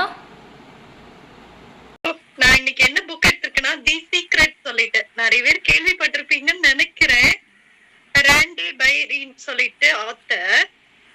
அவங்களோட பர்சனல் லைஃப்ல அவங்க ஒரு கொஞ்சம் ஸ்ட்ரகிள் பினான்சியலா அப்படி எல்லாம் லீட் பண்ணும்போது அவங்க ஒரு சில பாசிட்டிவ் மூவ் எடுத்ததை வச்சு அவங்க இந்த புக்கை எழுதியிருக்காங்க. சோ அதுல என்ன சொல்றாங்கன்னா, நம்ம பாடி தான் ஒரு டவர். இதுல மெயின் பாயிண்ட்னா law of attraction, positive thought. நம்ம என்ன நினைக்கிறோமோ அதுதான் நமக்கு நடக்குது. மெயினா நம்ம லைஃப்ல எதெல்லாம் கோ த்ரூ பண்றோமோ அது எல்லாமே வந்து நம்ம திங்க் பண்றதுதான், நம்ம தாட்ஸ் தான் காரணம்ங்கிறாங்க. அதாவது ஒரு நாளைக்கு நமக்கு 60,000 தாட்ஸ் வருதான். சோ அந்த தாட்ல நெகட்டிவ் பாசிட்டிவ் ரெண்டுமே இருக்கு. சோ வந்து அந்த தாட்டை நம்ம எப்படி கரெக்ட் பண்றோம் அது பொறுத்து நம்ம லைஃப்ல சேஞ்சஸ் இருக்கும் அப்படின்ட்டு.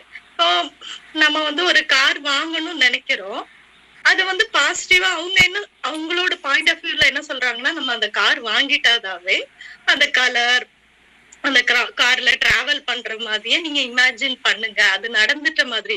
ஒரு விஷயத்த ஆசைப்படுறோம், அதை அடுத்து பிலீவ் பண்ணணும், அது நமக்கு கிடைச்சிட்டதாட்டே அது வந்து அதுக்கப்புறம் வந்து அது நமக்கு கிடைச்சதா நம்ம ரிசீவ் பண்ணி ப்ராக்ரஸ் நம்ம மைண்ட்ல பாசிட்டிவா நம்ம பண்ணும்போது கண்டிப்பா அதை நம்ம அச்சீவ் பண்ணுவோங்கிறது தான் இந்த புக்கோட மெயின் பாயிண்ட் ஆஃப் சோசை. சோ இதுல வந்து நம்ம பாடி என்ன சொல்றாங்கன்னா டிரான்ஸ்மிட்டர் அப்படின்ட்டு. சோ நம்ம வந்து ரிசீவ் பண்றோம், யூனிவர்ஸ்ல இருந்து நம்ம வந்து தாட்ஸ் வந்து ரிசீவ் பண்றோம்ட்டு. சோ இதுல வந்து ஒவ்வொரு சாப்டர் இருக்கு. தி சீக்ரெட் ரிவீல் சொல்லிட்டு ஃபர்ஸ்ட் அந்த சீக்ரெட்டை ரிவீல் பண்றாங்க. அதாவது நம்ம பாடியை ஒரு மேக்னெட்டாவும் நம்ம வந்து அந்த மைண்ட் வந்து மேக்னெட் ஆட்டு நம்ம வந்து ஒவ்வொரு தாட்ஸையும் நம்ம எடுத்துக்கிறோம், பிரபஞ்சத்திட்ட இருந்து எடுத்துக்கிறோங்கிறது தான் கான்செப்ட். அதனால என்ன சொல்றாங்கன்னா, டெய்லி வந்து பாசிட்டிவ் அஃப்ரிமேஷன் அது வந்து நம்மளே இப்பதான் அதெல்லாம் புதுசா கேக்குறோம். பட் ஆனா அது வந்து செஞ்சா அது ரொம்ப நல்ல எஃபெக்டிவா இருக்கும். மார்னிங் நம்ம எழும்பும் போது ஆகட்டும், எழும்பிட்டு நம்ம வந்து ஒரு 5 minutes நம்ம பாசிட்டிவ் ஆட்டு நமக்கு ஃபர்ஸ்ட் வந்து இந்த டே ஸ்டார்ட் ஆனதுக்கு நம்ம தேங்க்ஃபுல்லா, எதுவுமே தேங்க்ஃபுல்லா கிராட்டிடியூடா இருங்கன்னு சொல்றாங்க.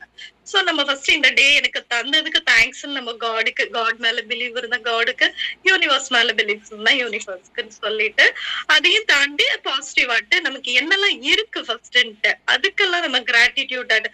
ஒரு வீடு இருக்கலாம், கார் இருக்கலாம், குழந்தைங்க, நம்ம எந்தெந்த ஹஸ்பண்ட் நல்லா அன்பா இருக்கலாம், எதெல்லாம் பிளஸ்டா ஃபேமிலி, எதுக்கெல்லாம் என்னெல்லாம் நம்ம கிட்ட இருக்குதோ அதுக்கு நம்ம பாசிட்டிவா கிராட்டிடியூடா அஃப்ரிமேஷன் சொல்லும் போது நம்ம இன்னும் பாசிட்டிவா நிறைய நல்ல விஷயங்களை அட்ராக்ட் பண்றோம்னு சொல்றாங்க.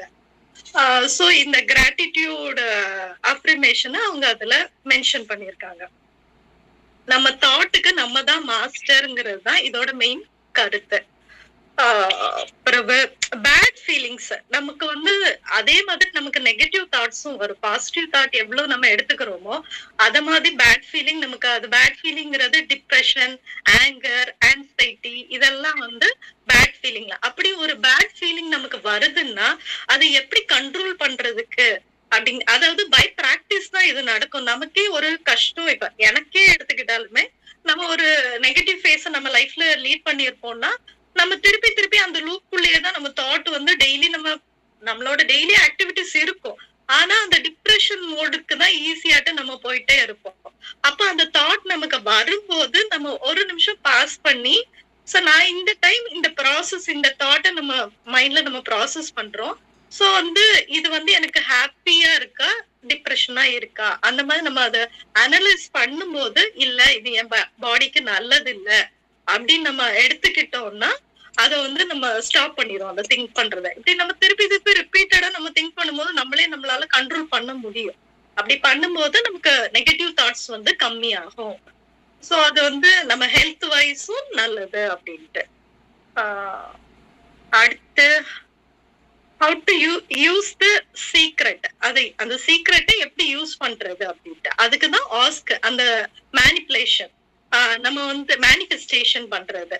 ஸோ வந்து நம்ம ஒரு விஷயம், காரா இருக்கட்டும், வீடா இருக்கட்டும், ஒரு வீடு நம்ம கட்டணும்னு நினைக்கிறோம்னா அந்த வீடை நம்ம கட்டிட்டதாவே அந்த பெயிண்டோட ஸ்மெல்லு, அந்த டோர், நம்ம அதுல என்ன இன்டீரியர் ஸ்ட்ரக்சர் எல்லாம் நம்ம பிளான் பண்றோமோ அதெல்லாம் இருக்கிற மாதிரி அதை நம்ம கிரக பிரவேசம் பண்ணி நம்ம குடியேறுற மாதிரி நம்ம பண்ணும்போது நமக்கு அது கண்டிப்பா அது நம்ம அச்சீவ் பண்ணுவோம். அது இது மட்டும் இல்ல, வீடு காரை தாண்டி நம்மளோட எஜுகேஷன், நம்ம ஒரு பிசினஸா இருக்கட்டும், நம்ம லைஃப்ல அடுத்து என்ன அச்சீவ் பண்ணுவோம் அதை வந்து நம்ம ஹெல்த்லயுமே இம்ப்ளிமெண்ட் பண்ணலாம்னு சொல்லிட்டு இதுல நிறைய எக்ஸாம்பிள்ஸ் கொடுத்துருக்கேன். சின்ன ஒவ்வொருத்தர்கிட்டயும் போய் இன்டர்வியூ பண்ணி அவங்க லைஃப்ல அவங்க எப்படி பாசிட்டிவா மூவ் பண்ணிக்கிட்டாங்க. சோ அப்போ ஒரு கேன்சர் பேஷண்டா இருக்கட்டும், அவங்க வந்து எனக்கு சரியாயிடும், நான் கியூர் ஆயிடுவேன், நான் ரெக்கவர் ஆயிடுவேன் அப்படி அவங்க பாசிட்டிவா எடுத்துக்கும் போது அவங்களால 3 monthsல எல்லாம் ரெக்கவர் ஆனவங்க எல்லாம் இருக்கிறாங்க. ரொம்ப ஒர்ஸ்டான கேஸ்ல அவங்களோட லைஃப் டைம் வந்து கொஞ்சம் சஸ்டைனபிளா இருக்கிறதுக்குதான் யூஸ்ஃபுல்லா இருக்கு அப்படின்ட்டு. ஸோ புத்தால இதை என்ன சொல்றாங்கன்னா, all that we are in the result what we have thought. நம்ம கிட்ட என்ன தாட் இருக்கோ அதுதான் நம்ம ரிசல்ட்டா நமக்கு கிடைக்குது அப்படின்ட்டு புத்தால சொல்றாங்க, புத்திசத்துல. ஸோ அடுத்து மணிக்குமே த சீக்ரெட் ஆஃப் மணின்னு ஒரு டாபிக், அதுல give money to get money. அதாவது நம்ம ஸ்பெண்ட் பண்றதுக்கு யோசிப்போம். நம்ம முதல்ல நம்ம கிட்ட இருக்கு, நம்ம நிறைய ஸ்பெண்ட் பண்ணலாம், நம்ம ஒருத்தங்களுக்கு கொடுக்கணும்னா யோசிக்காம நம்ம கொஞ்சம் ஸ்பெண்ட் பண்ணோம்னா அதுவே நமக்கு ஒரு லா ஆஃப் அட்ராக்ஷன்ல மணி நமக்கு நிறைய சப்ளை ஆகும், வரும் அப்படின்ட்டு சொல்றாங்க. அப்புறம் ரிலேஷன்ஷிப்ல சீக்ரெட் ஆஃப் ரிலேஷன்ஷிப்னு, சோ அதுலயுமே நம்ம ஒரு பர்சன்ன லவ் பண்றதா இருக்கட்டும், இப்ப ஒரு பர்சன், இப்ப ஹஸ்பண்டே இருக்கட்டும், நமக்கு சின்ன சின்ன ஃபைட்ஸ் வந்துட்டு இருக்கு, ஆனாலும் அவங்க கிட்ட நிறைய பாசிட்டிவ் நமக்கு பிடிச்சது இருக்கும். அப்போ அந்த இதெல்லாம் எழுத சொல்றாங்க, அவங்க கிட்ட என்ன குட் கேரக்டர், நமக்கு என்ன பிடிக்கும் அப்படின்ட்டு. அப்படி எழுதும் போது ஒரு 30 days கண்டினியூஸா அதை பண்ணும்போது கண்டிப்பா அதுல சேஞ்சஸ் இருக்கும் அப்படின்ட்டு இந்த புக்ல மென்ஷன் பண்ணிருக்கு. The secret of health of our body, அது நான் சொல்லிட்டேன். அது வந்து நம்ம ஹெல்த் வைஸ்னா நான் நல்லா இருப்பேன், முதல்ல வந்து நம்ம ஆரோக்கியமா தான் இருக்கும், நம்ம 60 வயசு 70 வயசு ஆனாலும் நான் வந்து ஹெல்த்தியா தான் ஃபிட்டா தான் இருப்பேன் நம்ம நினைச்சோம்னா, இன்னைக்கு நம்ம நினைக்க ஆரம்பிச்சோம்னா கண்டிப்பா 70 வயசுல நம்ம ஆரோக்கியமா தான் இருப்போம். எல்லா ஸ்ட்ரெஸ்ஸுக்குமே காரணம் வந்து நம்மளோட நெகட்டிவ் தாட் தான் ஃபர்ஸ்ட் இதுல மென்ஷன் பண்ணிருக்கேன். சோ நெகட்டிவ் தாட்டை எவ்வளவுக்கு அவாய்ட், அது கண்டிப்பா ஒரு நாளைக்கு 60,000 தாட்ஸ் வருதுன்னா கண்டிப்பா நெகட்டிவ் தாட் வராம இருக்கவே இருக்காது. பட் நம்ம வந்து அதை கண்ட்ரோல் பண்ணலாம், அதை எப்படி ப்ராசஸ் பண்ணலாங்கிறது இதுல இருக்கு. அப்புறம் the secret of the world, இந்த வேர்ல்டுலயும் அந்த சீக்ரெட், அதான் லா ஆஃப் அட்ராக்ஷனை இம்ப்ளிமெண்ட் பண்ணலாம். அதுல மதர் தெரசா கிட்ட வந்து ஒருத்தங்க போய் ஆன்டி வார் ரேலிக்கு நீங்க வர முடியுமான்னு கேட்டிருக்காங்க. அவங்க வந்து நான் ஆன்டி வார் ரேலிக்கு நான் வரல, அதுக்கு பதிலா invite me if you have a peace of rally. Peace நீங்க நடத்துறீங்கன்னா நான் வரேன். அதுல கூட அவங்க நெகட்டிவா ஆன்டி வார் ரேலிக்கு நான் வரல. அவங்க அந்த இதுல கூட நெகட்டிவ் போர்ஷனுக்கு போக விரும்பல. அதுல கூட அவங்க பாசிட்டிவா தான் இருக்கணும்னு நினைக்கிறாங்க. சோ அதே மாதிரி நமக்கு லைஃப் எல்லாமே நம்ம பாசிட்டிவா எடுத்துக்கிட்டா பாசிட்டிவ் தாட்ஸ் தான். எவ்வளவு பாசிட்டிவா இருக்கிறோமோ அந்த அளவுக்கு நம்ம லைஃப்ல முன்னேற்றமா இருப்போங்கிறது தான் கருத்து.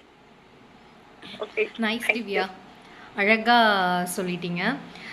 சீக்ரெட் புக்கு பற்றி நான் சொல்லணும். நான் வந்து 2025 டிசம்பரில் லாஸ்ட்டு அந்த இயர் எண்டில் படித்த புக்கு இதுதான். ஸோ அந்த புக்கில் நிறைய இது கொடுத்துருப்பாங்க, ப்ராக்டிக்கலாக நம்ம அந்த மேனிஃபெஸ்டேஷன் எப்படி பண்ணோம் அப்படின்னு சொல்லிட்டு. சீரியஸ்லி எனக்கு டைரக்ட் செஷன் பண்ணோங்கிறது என்னோட ட்ரீம். எனக்கு அதுவும் கிட்ஸ் கிட்ட உட்காந்து டைரக்ட் செஷன் பண்ணணும், அகலயம் அப்படிங்கிற அந்த வேர்டை வச்சு நம்ம செய்யணும் அப்படிங்கிறது பிக்கஸ்ட் ட்ரீம். அந்த புக்கு நான் ரீட் பண்ணிவிட்டு நான் மேனிஃபெஸ்ட் பண்ணேன். அந்த டைம் டிசம்பர் வரைக்குமே நான் ஊருக்கு வர்றது பெரிய கொஸ்டின் மார்க் என் லைஃப்பில். இல்லை நம்ம நெக்ஸ்ட்டு ப்ளீஸ் அவங்க கூட நான் ட்ராவல் ஆகி போகிற மாதிரி தான் நாங்கள் இது பண்ணி வச்சுருந்தோம். எப்படி மாறிச்சு, என்ன நடந்துச்சு, நான் அதை நான் கண்ட்ரோல் பண்ணவே இல்லை. நான் அவங்க கூட நான் என்ன கண்டினியூ பண்ணணும், வெளியே தான் போகணும் அப்படிங்கிற இதுக்கு நான் நோ சொல்லவே இல்லை. ஓகே, அதையும் நான் ஏற்றுக்கிட்டேன். ஏன்னா எனக்கு ரிலேஷன்ஷிப் அப்படிங்கிறதும் குழந்தைங்க ஃபேமிலியாக இருக்கணுங்கிறதுக்கு நான் ஃபஸ்ட்டு ப்ரையாரிட்டி கொடுக்குற ஒரு பர்சன். ஆனால் இந்த மேனிஃபெஸ்டேஷன் நான் பண்ணேன். எனக்கு வந்து டைரெக்டாக பண்ணணும், ஆனிவர்சரி வந்து எனக்கு தெரிஞ்சவங்க எல்லாத்தையும் கூப்பிட்டு நான் செலிப்ரேட் பண்ணணும் அப்படிங்கிற 3rd ஆனிவர்சரி அகலயமோடது. அது எல்லாமே நான் அதில் ஒரு 10 விஷயம் நான் மேனிஃபெஸ்ட் பண்ணது அப்படியே நடந்தது. ஒரு 4 மாதத்துக்குள்ளே நான் அந்த சம்மர் கேம்பு இதெல்லாமே நான் டைரக்ட் செஷன் பண்ணணும்னு எழுதியிருந்தேன். அது எப்படி அது கூட வந்தது, எப்படி அது நடந்தது அப்படிங்கிறது எல்லாமே வந்துட்டு எனக்கே ஒரு மிராக்கிளாக தான் இருக்குது. ஸோ நம்மளோட தாட்ஸுக்கு அவ்வளோ பவர் இருக்குது அப்படிங்கிறது நான் என்னோட சொந்த அனுபவத்தில் இது பண்ணது. அது கூடவே என்னோடய ஹெல்த்தையும் நான் மேனிஃபெஸ்ட் பண்ணேன். என்னோடய ஹெல்த் வந்து நல்லா வரணும், என்னோடய பாடி இந்த மாதிரி ஃப்ளெக்சிபிளாக, நான் வெயிட் லாஸ் இந்த வாட்டி நான் சொல்லவே இல்லை, நான் ஃப்ளெக்சிபிளாக மாறணும், நல்லா எல்லாமே ஈஸியாக பண்ணுற மாதிரி நல்ல ஒரு ஃப்ளெக்சிபிளான பாடி எனக்கு வேணும் அப்படின்னு சொல்லிட்டு மேனிஃபெஸ்ட் பண்ணேன். அதுவுமே இப்போ ஒரு 2 months நான் எதிர்பார்க்கவே இல்லை. நான் ரெகுலராக பண்ண முடியுமா, குழந்தைங்க வீட்டில் இருப்பாங்க, என்னால் பண்ண முடியுமான்னு ஒரு கொஸ்டின் மார்க் இருந்தது. இது கூட நான் அந்த 10 விஷயத்தில் மேனிஃபெஸ்ட் பண்ண ஒரு விஷயம் தான். 2 மாதம் பிரேக் இல்லாமல் ஜிம் அட்டன் பண்ணி அந்த ஃப்ளெக்சிபிலிட்டியை நான் ரீகெயின் பண்ணது. ஸோ சீக்ரெட் புக் நான் வந்து எல்லாத்துக்கிட்டேயுமே நான் சொல்லுவேன், நீங்கள் அமைதியாக காலையில் எந்திரிச்சு ஒரு 5 மணிலேருந்து 5:30 வரைக்கும் ஒரு 10 பேஜாவது டெய்லி ரீட் பண்ணுங்கள். அதில் கொடுத்துருக்குற அந்த ப்ராக்டிக்கலான விஷயங்களை சைடில் ஒரு நோட்டு வச்சு எழுதவோ மனசார செய்யுங்க, கண்டிப்பாக நடக்கும். இதை நான் மேஜிக்லாம் சொல்ல மாட்டேன், நம்மளோட தாட்ஸோட பவர்னு தான் சொல்லுவேன். எப்போவுமே நான் என்னோடய செஷன்லேயே சொல்லுவேன், நம்மளோட தாட்ஸ் வந்து யாரையும் ஹர்ட் பண்ணாமல் நல்லதை நோக்கி ஒரு பியூரான இன்டென்ஷனில் இருக்கும்போது கண்டிப்பாக அது நடக்கும். ஸோ அது ஏர்லி மார்னிங் எழுந்திரிச்சு அந்த புக் ரீட் பண்ணிவிட்டு நம்ம சைடில் அதில் சொல்கிற விஷயமோ நம்ம ப்ராக்டிக்கலாக எழுதி இது பண்ணுறப்போ கண்டிப்பாக அது நடக்கும். யாருக்கெல்லாம் ஏதாவது ட்ராப்பில் இருக்கோ, எனக்கு என்ன பண்ணேன்னு தெரியல, ரொம்ப சஃபகேட்டாக நான் ஃபீல் பண்ணுறேன்னா அந்த புக்கு தயவுசெய்து ரீட் பண்ணி நான் சொன்ன மாதிரி ஏர்லி மார்னிங் எந்திரிச்சு உட்காந்து ஒரு 10 பேஜாவது ஒரு நாளைக்கு ரீட் பண்ணணும்னு ஸ்டார்ட் பண்ணி பண்ணுங்கள். கண்டிப்பாக அந்த மிராக்கிள் நீங்களும் எக்ஸ்பீரியன்ஸ் பண்ணுவீங்க. ஓகே ஸ்னைடா.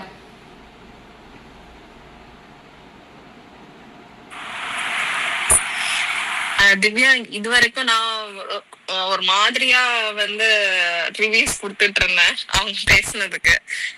ஆனா திவ்யா பேசுனது, திவ்யா கொஞ்சம் ஒரு என்ன சொல்ற, ஒரு ஹார்டர் டேர்ம்ஸ் வேர்ட்ஸ் எல்லாம் வந்து எக்ஸ்பிளைன் பண்ணி பேசினா. ரீனோவும் திவ்யாவும் படிச்சது ஒரே புக்கா? ரீனோ சொல்றதும் இதே புக்கு தான். நான் 2025 டிசம்பர் ரீட் பண்ணேன் சீக்ரெட். ஓகே, அதே புக் தான் திவ்யா இப்ப ரிவ்யூ கொடுத்தது. தமிழ்ல இருக்குது, தமிழ்ல ஃபிலிமும் இருக்கு, இதுல படமும் எடுத்திருக்காங்க. ஓகே, அது யூடியூப்ல போட்டியேனா வரும். 1 hour என்னமோ வரும் சீக்ரெட்னு சொல்லிட்டு அந்த புக்ல இருக்கிறது தான் அந்த வீடியோவா அதுல டாக்குமெண்ட்ரி மாதிரி நானும் பண்ணியிருப்பாங்க. பார்க்கல, பட் இருக்குது. ஓகே, ஓவராலா தென் மை செகண்ட் பாயிண்ட் வந்து புத்தான்ற பாயிண்ட் வந்து நீங்க காமனா கொடுத்திருந்தியா அது ரீனோ? நான் ஏன்னா ராஜபிரியாவும் ரீட் பண்ண புக்கும் புத்தா ரிலேட்டட் தான். அவங்க ஆக்சுவலா நம்ம இது ஃபாரின் ஆதரோட புக்கு இது ரிலேட்டடா செல்ஃப் ஹெல்ப் உள்ள புக்கு நம்ம எடுத்தாலும் புத்திசம்ங்கிறது ஏதோ ஒரு வகையில இம்ப்ளிமெண்ட் பண்ணியிருக்காங்க. புத்திசத்துல உள்ள டெக்னிக்ஸ், மைண்ட்ஃபுல்னஸ் எல்லா புக்லேயுமே நம்ம இந்தியன் ஆதர்னு இல்லாம வெளியே இதுன்னு நம்ம எடுத்து பார்த்தாலுமே புத்திசம் இருக்கு. ஓகே, சோ நான் அப்போ அப்படி கெஸ் பண்ணேன் ஒருவேளை புத்திஸ்ட் ரிலேட்டட் டாபிக் வந்து இன்காமன் ரீனோ கொடுத்திருக்காங்க போல. ஏன்னா ஓவரால் செல்ஃப் ஹெல்ப் சொல்றது ஸ்லைடா அதுல புத்தான் சொல்றது வந்து மெடிடேஷன் தான். அந்த பிராக்டிஸ் நம்ம எப்படி பண்ணணும், இந்த பாசிட்டிவா அப்ரிமேஷன். ஆக்சுவலி கண்டிப்பா ஒரு 3 to 10 minutes வந்து லைஃப்ல டெய்லி வந்து மெடிடேஷன் பண்ணுங்கங்கறாங்க. அது ரொம்ப நம்மள வந்து கிளென்ஸ் பண்ணும், நம்ம தாட்ஸ வந்து நல்ல ப்ராசஸ்க்கு கொண்டு வரும் அப்படிங்கறாங்க. இது மைண்ட்ஃபுல்னஸ்ங்கிற ஒரு விஷயம், அந்த தெரப்பி வந்து யூனிவர்சலா நம்ம all over the world accept பண்ண ஒரு தெரப்பிடா. அந்த மைண்ட்ஃபுல்னஸ் வந்து புத்திசம்ல இருந்து தான் வருது. நம்ம இந்த பர்சனல் டெவலப்மெண்ட், நம்ம இதெல்லாம் ஸ்ட்ரெஸ் மேனேஜ்மெண்ட் ரிலேட்டடான புக்ஸ் எல்லாமே அதெல்லாம் செல்ஃப் ஹெல்ப் தானே, அந்த கேட்டகரிக்குள்ளே வர்றது தான். எது எடுத்தாலும் அந்த ஹீலிங் பற்றி அவங்க அதில் எக்ஸ்பிளைன் பண்ணும்போது புத்திசமோட மைண்ட்ஃபுல்னஸ் அதுக்குள்ளே வந்துடும். ஒரு மெடிடேஷன் இது அதில் இன்கார்பரேட் பண்ணியிருப்பாங்க. நான் வந்து அப்போ ஃபாரின் ஆதர் என்ன மாதிரி சொல்கிறாங்கன்னா அங்கே நான் போய் தேடினாலுமே ஃபைனலாக அந்த மைண்ட்ஃபுல்னஸில் வந்து நிற்குது. ஓகே திவ்யா, நான் நிறைய பாயிண்ட்ஸ் வந்து சொல்லியிருக்கிறேன். கிராட்டிடியூட், அஃபர்மேஷன், பேட் ஃபீலிங்ஸ வந்து நம்ம லைஃப்ல இருந்து எடுக்கணும். பேட் ஃபீலிங்ஸ் எடுக்கணும் மீன்ஸ் எடுக்கிறதுக்கு ரொம்ப சான்சஸ் நமக்கு வந்து இருக்காது. மீன்ஸ் பாசிட்டிவ் தாட்ஸும் இருக்கும், நெகட்டிவ் தாட்ஸ் வந்து கம்மி பண்ணிக்கலாம், பாசிட்டிவ் தாட்ஸ நிறைய ஜாஸ்தி கொண்டு வந்துக்கலாம். அப்புறம் ஒரு எக்ஸாம்பிள் சொல்லியிருந்தேன், நம்ம ஹஸ்பண்டோட வந்து பிளஸ் பாயிண்ட். எனக்கு ஆக்சுவலா சிரிப்பு வந்துச்சு அது கேட்கும் போது.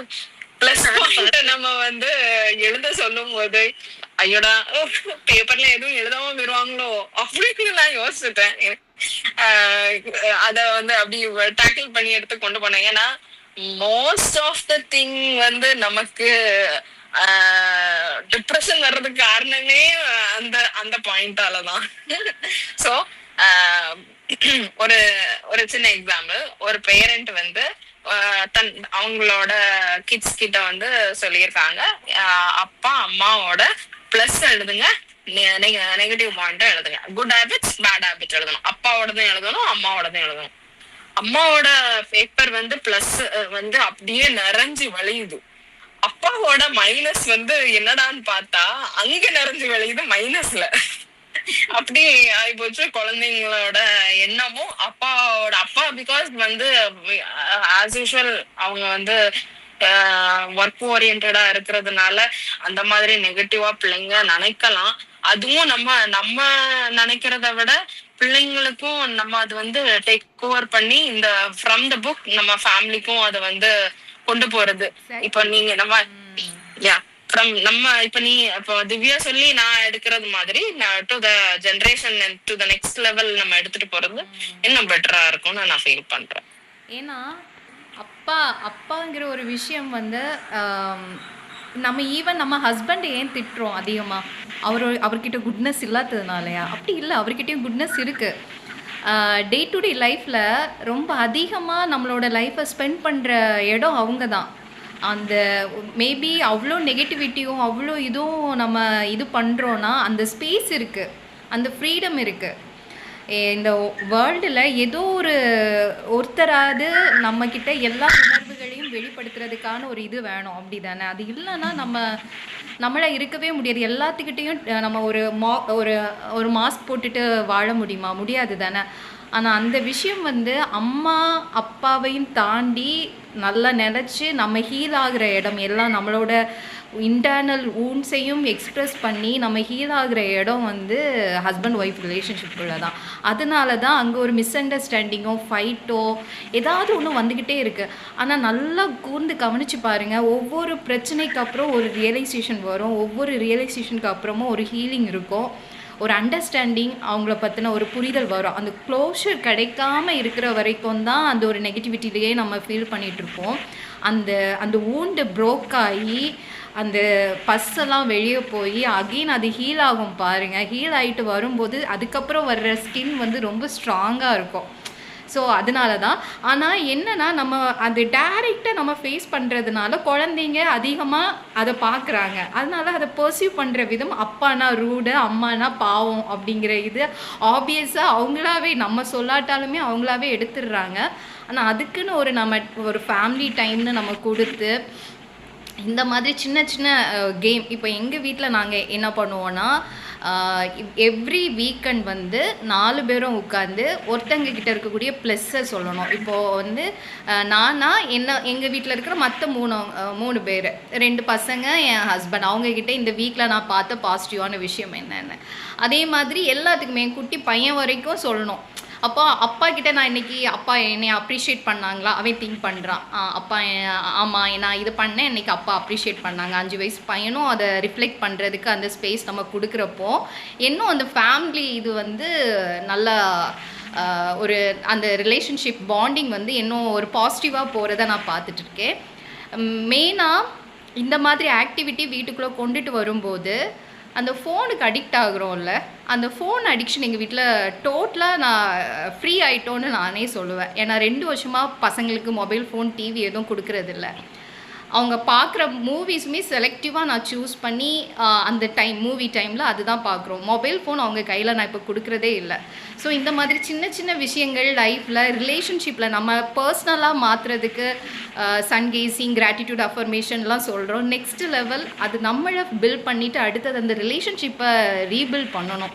எல்லாத்தையுமே ஒன்று சேர்க்கணும். அந்த வீட்டுக்குள்ளே அந்த ஒரு ஹியர்டாக இருக்கும். எனக்கு ஒரு நல்ல குடும்பம் இருக்குது, நான் சொல்கிறது கேட்குறாங்க, என்ன புரிஞ்சுக்கிடுறாங்கங்கிற ஒரு இதுதான் நம்ம இந்த காலத்து பசங்களுக்கு நம்ம கொடுக்க வேண்டிய ஒரு மிகப்பெரிய மீடியமே அதுதான். அது கொடுத்துட்டாலே போதும், அவங்க வந்து எங்கே போனாலும் அவங்களா இருப்பாங்க. ஸோ அந்த ரிலேஷன்ஷிப் விஷயத்துலையுமே நம்ம எஃபர்ட் போட வேண்டியது நிறையா இருக்குது. இப்படி தானே வாழ்ந்தாங்க நம்ம அம்மா அப்பா, அப்படியே நம்ம இருக்க வேண்டியதானே நம்ம நினைக்கிறது மாதிரி கிடையாது இந்த காலம். அதையும் நம்ம நிறைய மாற்றத்துக்குள்ளே கொண்டுட்டு வரணும். ஓகே, ஸ்னைடா ஏதாச்சும் சொல்லணுமா? எனக்கு சேர்த்து நீங்க பேசி முடிச்சுட்டேன். So sweet.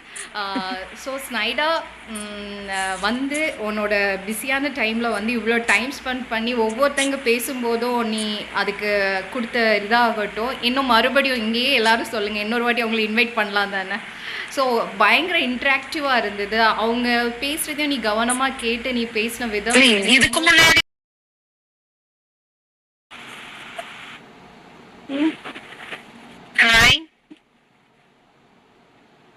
ஹாய் ஸ்டார்ட் பண்ணுங்க அனுஷா.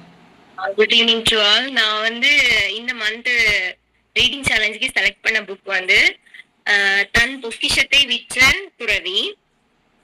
இது எழுதுனது வந்து ராபின் சர்மாவோட ஃபர்ஸ்ட் புக்கு. நான் வந்து இந்த சம்மர்னால ஃபுல்லா ரீட் பண்ண முடிஞ்ச அளவுக்கு ரீட் பண்ணியிருக்கேன். ராபின் சர்மா வந்து இதுல வந்து ஒருத்தங்களோட மன அமைதியை தேடி போயிட்டு இருக்கக்கூடிய ஒரு பர்சனுக்கு முக்கியமான அறிவுரைகளை வந்து இதுல கொடுத்திருக்காங்க. இதை ஸ்டார்ட் பண்ணும் போதே அவங்க வந்து ஒரு சின்ன ஸ்டோரியோட தான் ஸ்டார்ட் பண்றாங்க. அது எனக்கு ரொம்பவே நல்லா பிடிச்சிருந்து, ஃபுல்லாவே நல்லா படிக்கிறதுக்கு ரொம்ப இன்ட்ரெஸ்டிங்கா இருந்துச்சு. இவங்க வந்து அதாவது இந்த புக்ல வரக்கூடிய கேரக்டர்ஸ் வந்து பாத்தீங்கன்னா 3 கேரக்டர் வராங்க. ஜூலியன் மேன்சல் அப்படின்னு ஒருத்தங்க, ஜான் அப்படின்னு ஒருத்தங்க, அதுக்கப்புறம் ஹிமாலயாஸ்ல இருக்கக்கூடிய முனிவர்கள் மாதிரி, அப்படி 3 மெம்பர்ஸ். அவங்க கூடதான் அந்த ஸ்டோரி வந்து டிராவல் ஆயிட்டே இருக்கும் ஃபுல்லாவே. அவங்க மன அமைதிக்கா தேவையான ஸ்டோரி மூலமாவே நம்மளுக்கு கன்வே பண்றாங்க இந்த புக்ல. ஸ்டோரி என்னன்னா, இந்த ஜூலியன் மென்சல் அப்படிங்கிறவர் வந்து ஒரு லாயர். அவங்கள்ட்ட வந்து எல்லாமே இருக்கு, ஃபெராரி கார் இருக்கு, நிறைய பில்லியன் கணக்குல அவர்கிட்ட வந்து சொத்துக்கள் இருக்கு, எல்லாமே இருக்கு. ஆனாலும் அவருக்கு வந்து ஒரு விரக்தி. அது எப்படி அவர் ஐடென்டிஃபை பண்றாருன்னா, பெரிய லாயர், அவர் வாதாடிட்டு இருக்கும் போதே திடீர்னு அவருக்கு ஹார்ட் அட்டாக் வந்து அவர் வந்து மயங்கி விழுந்துறாரு. அதுக்கு அப்புறமா அவர் ஹாஸ்பிட்டல் போய் இவரோட அசிஸ்டன்ட் தான் ஜான் அப்படிங்கிற ஒரு பர்சன். இப்ப இவர் வந்து ஹாஸ்பிட்டல் போயிட்டாரு. திரும்ப வந்து லாயர் அப்படிங்கிற பொசிஷனுக்கு அவர் வரவே இல்லை. என்ன பண்ணிட்டாருன்னா, அவரோட ஃபெராரி கார், அதுக்கப்புறம் சொத்து எல்லாத்தையுமே வித்துட்டு இந்தியாவுக்கு வந்து இந்தியால ஹிமாலயாஸ்ல இருக்கக்கூடிய முனிவர்கள் எல்லாம் பாக்கிறதுக்கு போனதாட்டு கதை வருது.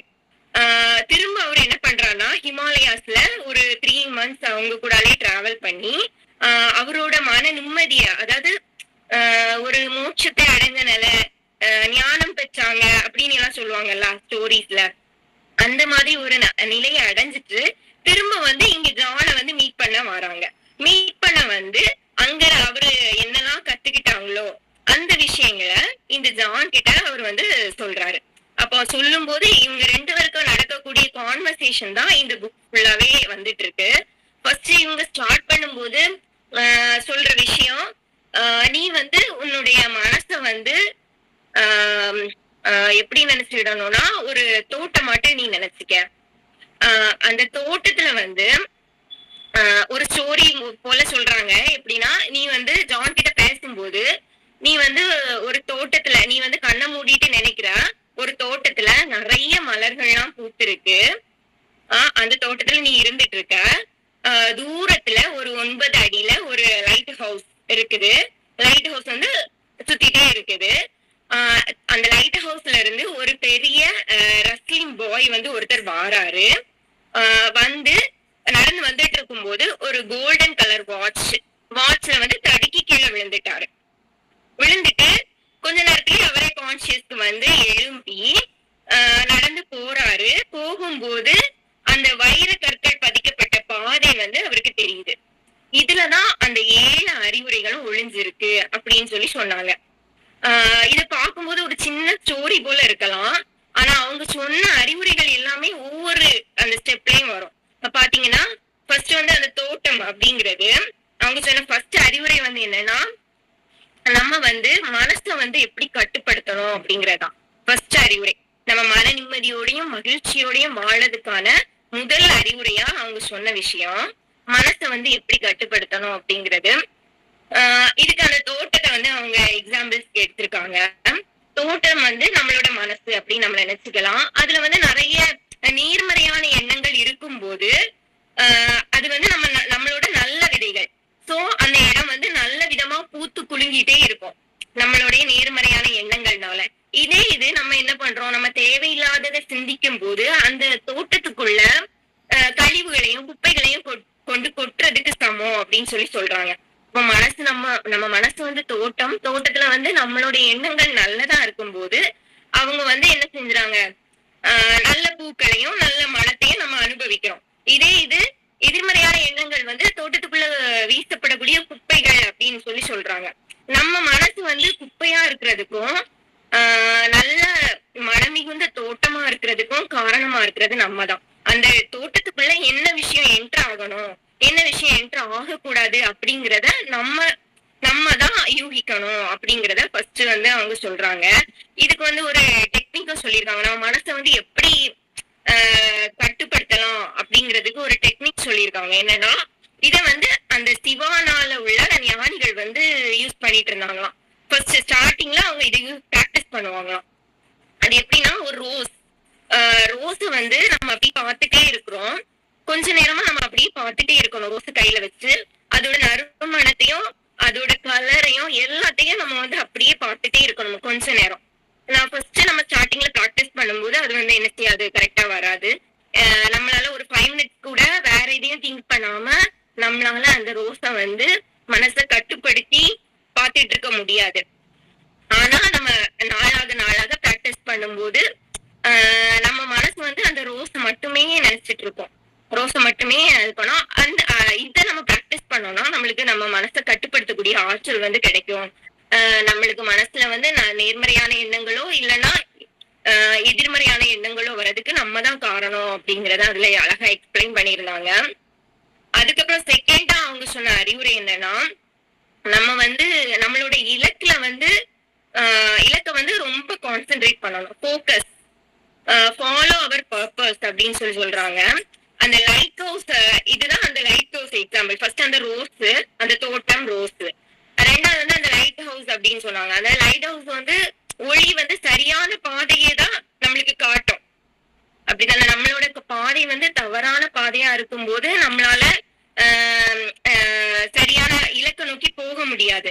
சோ அந்த லைட் ஹவுஸுக்கு எக்ஸாம்பிள் எடுத்துறது வந்து நம்ம பர்பஸ நோக்கி போகணும், நம்மளோட இலக்க நோக்கி போகணும் அப்படின்னு சொல்லியிருக்காங்க. அதாவது 60,000 சிந்தனைகள் நம்ம மனசுல ஒரு நாளைக்கு தோன்றுமா, ஆனா அதுல வந்து பாதி 95% ஆல்ரெடி நம்மளுக்கு தோன்றின சிந்தனைகளாகத்தான் இருக்குமா. நம்ம என்ன பண்றோம்னா, நம்ம இலக்க வந்து யோசிக்காம வேற எதையாவது எதிர்மறை எண்ணங்களையும் நினைச்சு நம்மளுடைய போக்கஸ வந்து நம்ம விட்டுறோம். இதுக்கும் ஒரு ஸ்டோரி சொல்லியிருந்தாங்க. எப்படின்னா, காட்டுல வந்து ஒருத்தங்களை வந்து தனியா மாட்டிக்கிட்டாரு. அவங்ககிட்ட வந்து என்ன இருக்குன்னா, அவங்க ஃப்ரெண்டு விட்டுட்டு போன ஒரு பிக்கல் இருக்கு, ஒரு பிக்கல் டப்பா, இன்னொன்னு வந்து கண்ணாடி இருக்கு, இன்னும் சில குச்சிகள் எல்லாம் கிடக்குது இந்த இடத்துல வந்து. அப்புறம் ஃப்ரெண்டு விட்டுட்டு போன ஒரு லெட்டரும் இருக்குது.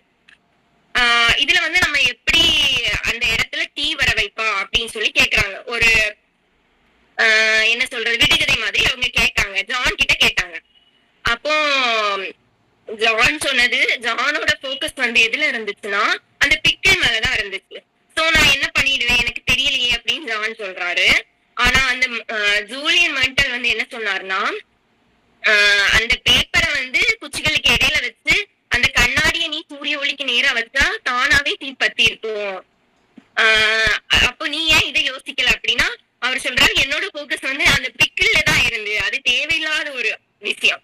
அந்த தேவையில்லாத ஒரு விஷயத்துல நம்ம போக்கஸ் பண்ணிட்டே இருக்கு. அதாவது நம்ம பாஸ்டோ இல்லைன்னா ஃபியூச்சரோ எதையோ ஒண்ணு நம்ம நினைச்சு திங்க் பண்ணிட்டே இருக்க நம்ம வந்து நம்ம பர்பஸ் விட்டுறோம். நம்மளுக்கு தேவையான விஷயத்த நம்ம என்ன செஞ்சிரும், மறந்துரும். நம்மளுடைய முழு ஆற்றலுமே பழச பத்தி யோசிக்கிறதுலயும் இல்லைன்னா ஃபியூச்சரை பத்தி திங்க் பண்ணிட்டு இருக்கிறதுலயுமே நம்மளோட ஆற்றல் ஃபுல்லாவே வீணாகுது அப்படின்னு சொல்றாங்க. இதுக்கும் ஒரு 5 டெக்னிக் கொடுத்திருக்காங்க.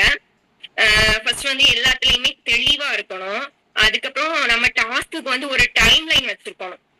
டைம் லைன் வச்சு நம்ம இதை முடிக்கணும் அப்படிங்கிற டாஸ்க்கு வந்து ஒரு டைம் லைன் செட் பண்ணணும். அதுக்கு நல்லா எஃபர்ட் போடணும். அதாவது அதுக்கான நல்ல விஷயத்துக்கான ப்ரெஷரை நம்ம போடலாம். அதுக்கப்புறம் முயற்சி பண்ணணும். இந்த ஒரு 5 ஸ்டெப்பை வந்து 21 days ஃபாலோ பண்ணிட்டு இருந்தா நம்ம வந்து நமக்கான இலக்கை அடையதுக்குள்ளதுல நமக்கு ஃபோக்கஸ்ஃபுல்லா இருக்கும் அப்படின்னு செகண்ட் சொல்லியிருக்காங்க. தேர்டு வந்து கைசன் அப்படின்னு ஒரு டெக்னிக். இத வந்து தொடர்ச்சியான முன்னேற்றம், நம்ம சுய முன்னேற்றம் அப்படின்னு சொல்றாங்க. இது வந்து எப்படின்னா, நம்ம எதை செய்யறதுக்கு நம்ம பயப்படுறோமோ அந்த விஷயத்த செய்யணும், பிராக்டிஸ் பண்ணி செய்யணும் அப்படிங்கிறதுக்காக அவங்க சொன்ன டெக்னிக். இது வந்து இதுக்கான 10 படிநிலைகளும் கொடுத்திருந்தாங்க, நல்லா இருந்துச்சு.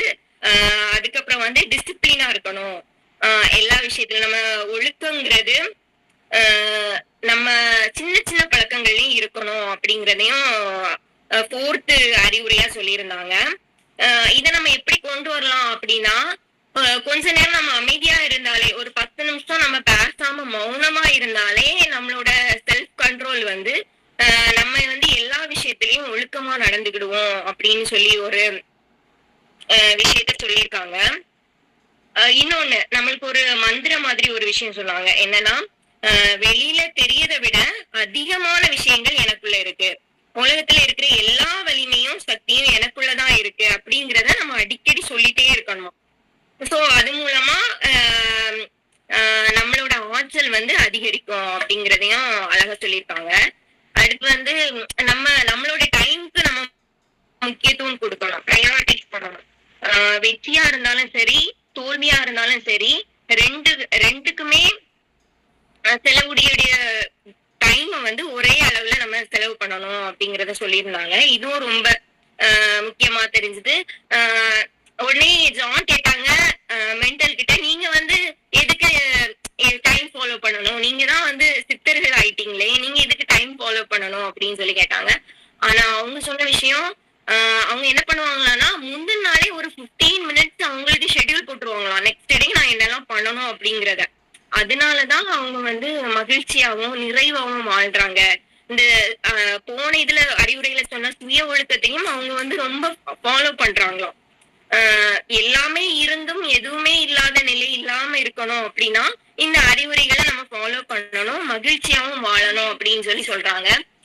இத ஜான் கேட்டதும் அவங்களுக்குள்ளேயே அவங்க வந்து கொஸ்டின் பண்ணிடுறாங்க. ஆமா, நான் சின்ன வயசுலயே அப்படி ஆகும்னு நினைச்சேன், மழையில நனையன்னு நினைச்சேன், அங்கேயும் ஓடி விளையாடணும்னு நினைச்சேன், அதெல்லாம் நான் இப்ப விட்டுட்டேனே, இப்ப ஃபுல்லா ப்ரெஷர், வேலை, வாதாடணும், ஜெயிக்கணும், அவ்வளவுதான். இததானே நானும் பண்ணிட்டு இருக்கேன், அவரு பண்ண அதே விஷயத்தான் பண்ணிட்டு இருக்கேன், நான் வாழ்ந்தேனா அப்படின்னு சொல்லி அவருக்குள்ளேயே ஒரு டவுட் வருதுதான். அது மட்டும் இல்ல, நம்ம வாழக்கூடிய இந்த நாளை வந்து நம்ம டெய்லி வேக்கப் ஆகுறோம், அந்த நாளை வந்து இதுதான் என்னோட கடைசி நாள், நான் அப்படி கடைசி நாளா இருந்தா நான் என்னெல்லாம் பண்ணுவேன், எப்படி இருப்பேன், பிள்ளைங்க கூட எப்படி ஜாலியா இருப்பேன், நான் என்னெல்லாம் பண்ணணும்னு நினைச்சனோ அதெல்லாம் நான் பண்ணுவேன். சோ அந்த டைம் நம்மளுக்கு ரொம்ப முக்கியம், அதை வந்து கரெக்டா ஃபாலோ பண்ணணும். கூடவே இது அவருக்கு வந்து ஜூலியனுக்கு வந்து இது வந்து எனக்கு அந்த ஹார்ட் அட்டாக் வந்தது என்னோட வாழ்க்கையில ஒரு மிகப்பெரிய அலாரம் அப்படின்னு சொல்றாங்க. நான் மறுபிறவி எடுத்தது மாதிரி, நான் என் வாழ்க்கைய சந்தோஷமாவும் அனுபவிச்சு வாழ்றதுக்கு எனக்கு ஒரு சான்ஸ் தான் இது இருந்திருக்கு. அந்த ஹார்ட் அட்டாக் வரலன்னா நான் இவ்வளவுக்கு என் வாழ்க்கையை நான் அனுபவிச்சிருக்க முடியாது, இததான் நான் உனக்கும் சொல்றேன் அப்படின்னு சொல்லி சொல்றாங்க. அது மட்டும் இல்ல, அடுத்த இதாட்ட அவங்க சொல்றது வந்து சுயநலம் இல்லாம மற்றவங்களுக்கு சேவை பண்ணணும் அப்படிங்கறது. ஜூலியன் மென்டல் வந்து ஜான் கிட்ட இந்த அறிவுரைகளை சொல்றதுக்கு முன்னாடியே நீயும் இத 4 பேருக்கு சொல்லணும் அப்படிங்கிற ப்ராமிஸ வாங்கிட்டுதான் இது வந்து ஷேர் பண்ணுவாங்க.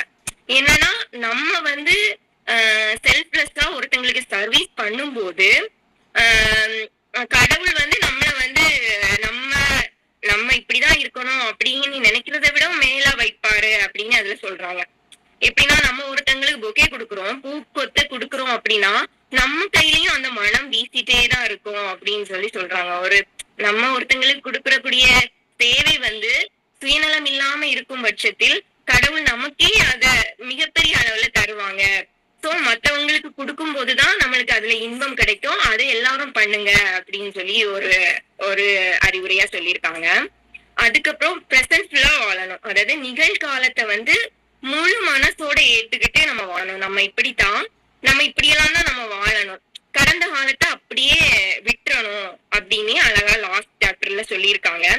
எல்லார்கிட்டையும் டைம் ஸ்பெண்ட் பண்ணணும், நம்ம அதான் கடைசி நாள் நம்ம எப்படி வாழணும்னு நினைப்போம் அப்படிங்கிற வாழ்க்கையை வந்து நம்ம நிகழ்வா வாழ்ந்தாலே நமக்கு மன நிம்மதி கிடைக்கும் அப்படின்னு சொல்லியிருக்காங்க. அன்புதான் மிகப்பெரிய கிஃப்ட். சோ நம்ம சைல்ட்ஹுட்ல என்னெல்லாம் பண்ணணும்னு நினைச்சோமோ அதையெல்லாம் இப்பவுமே நம்ம பண்ணலாம். நேரம் இல்ல அப்படிங்கறத தாண்டி நமக்கான நேரத்தை நம்மளே உருவாக்கிக்கிட்டு நம்ம இன்னும் நம்மளுக்கு டைம் இருக்கு. இது இன்னும் இந்த புக்கு படிச்சது எனக்குமே ஒரு நல்ல என்ன தோணுச்சுன்னா, இவ்வளவு நாள நம்ம வாழ்ந்த வாழ்க்கையை விட இனி நமக்கு பிடிச்சது மாதிரி நம்ம வாழணும், கூடவே ஒரு இலக்கையை நோக்கி வாழணும் அப்படிங்கிற எண்ணம் வந்து எனக்கு வந்திருக்கு.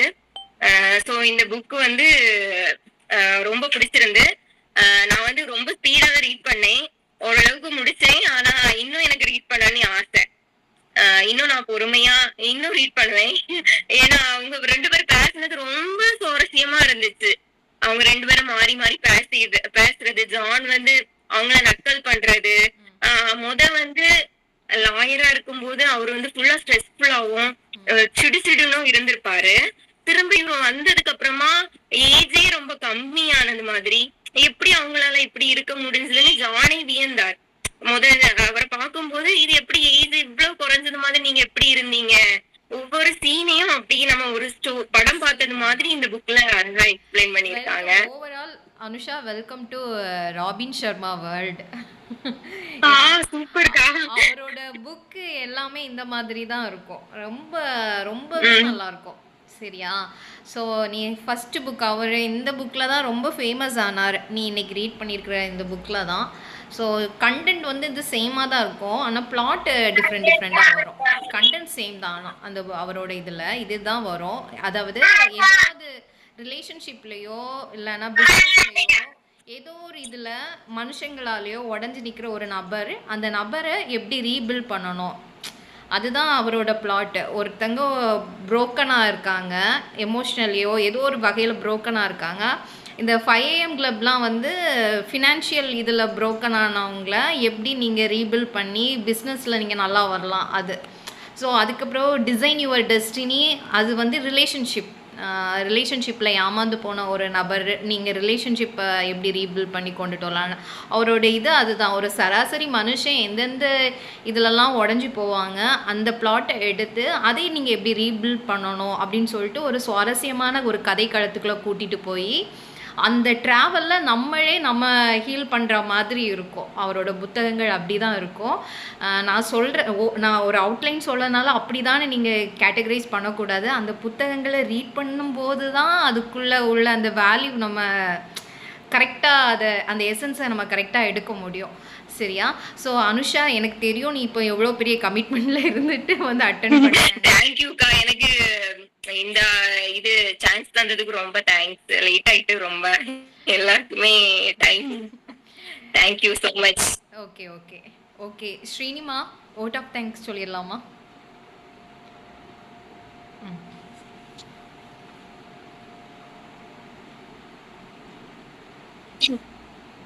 So good evening to everyone. I would like to express my sincere gratitude to our respected evaluator, Mrs. Naira, for her valuable presence and encouraging words. Thank you, ma'am, for inspiring us through your dedication to society and community service. My heartfelt thanks to Ms. Renu Bala, our founder of Ahelium Counseling Hub, for organizing this wonderful reading initiative and creating a platform for learning and empowerment. I also thank all the participants and attendees for your active involvement and support in making this session meaningful and successful. Finally, thanks to everyone who worked behind the scenes for the smooth conduct of this program. Thank you all again. Have a wonderful evening.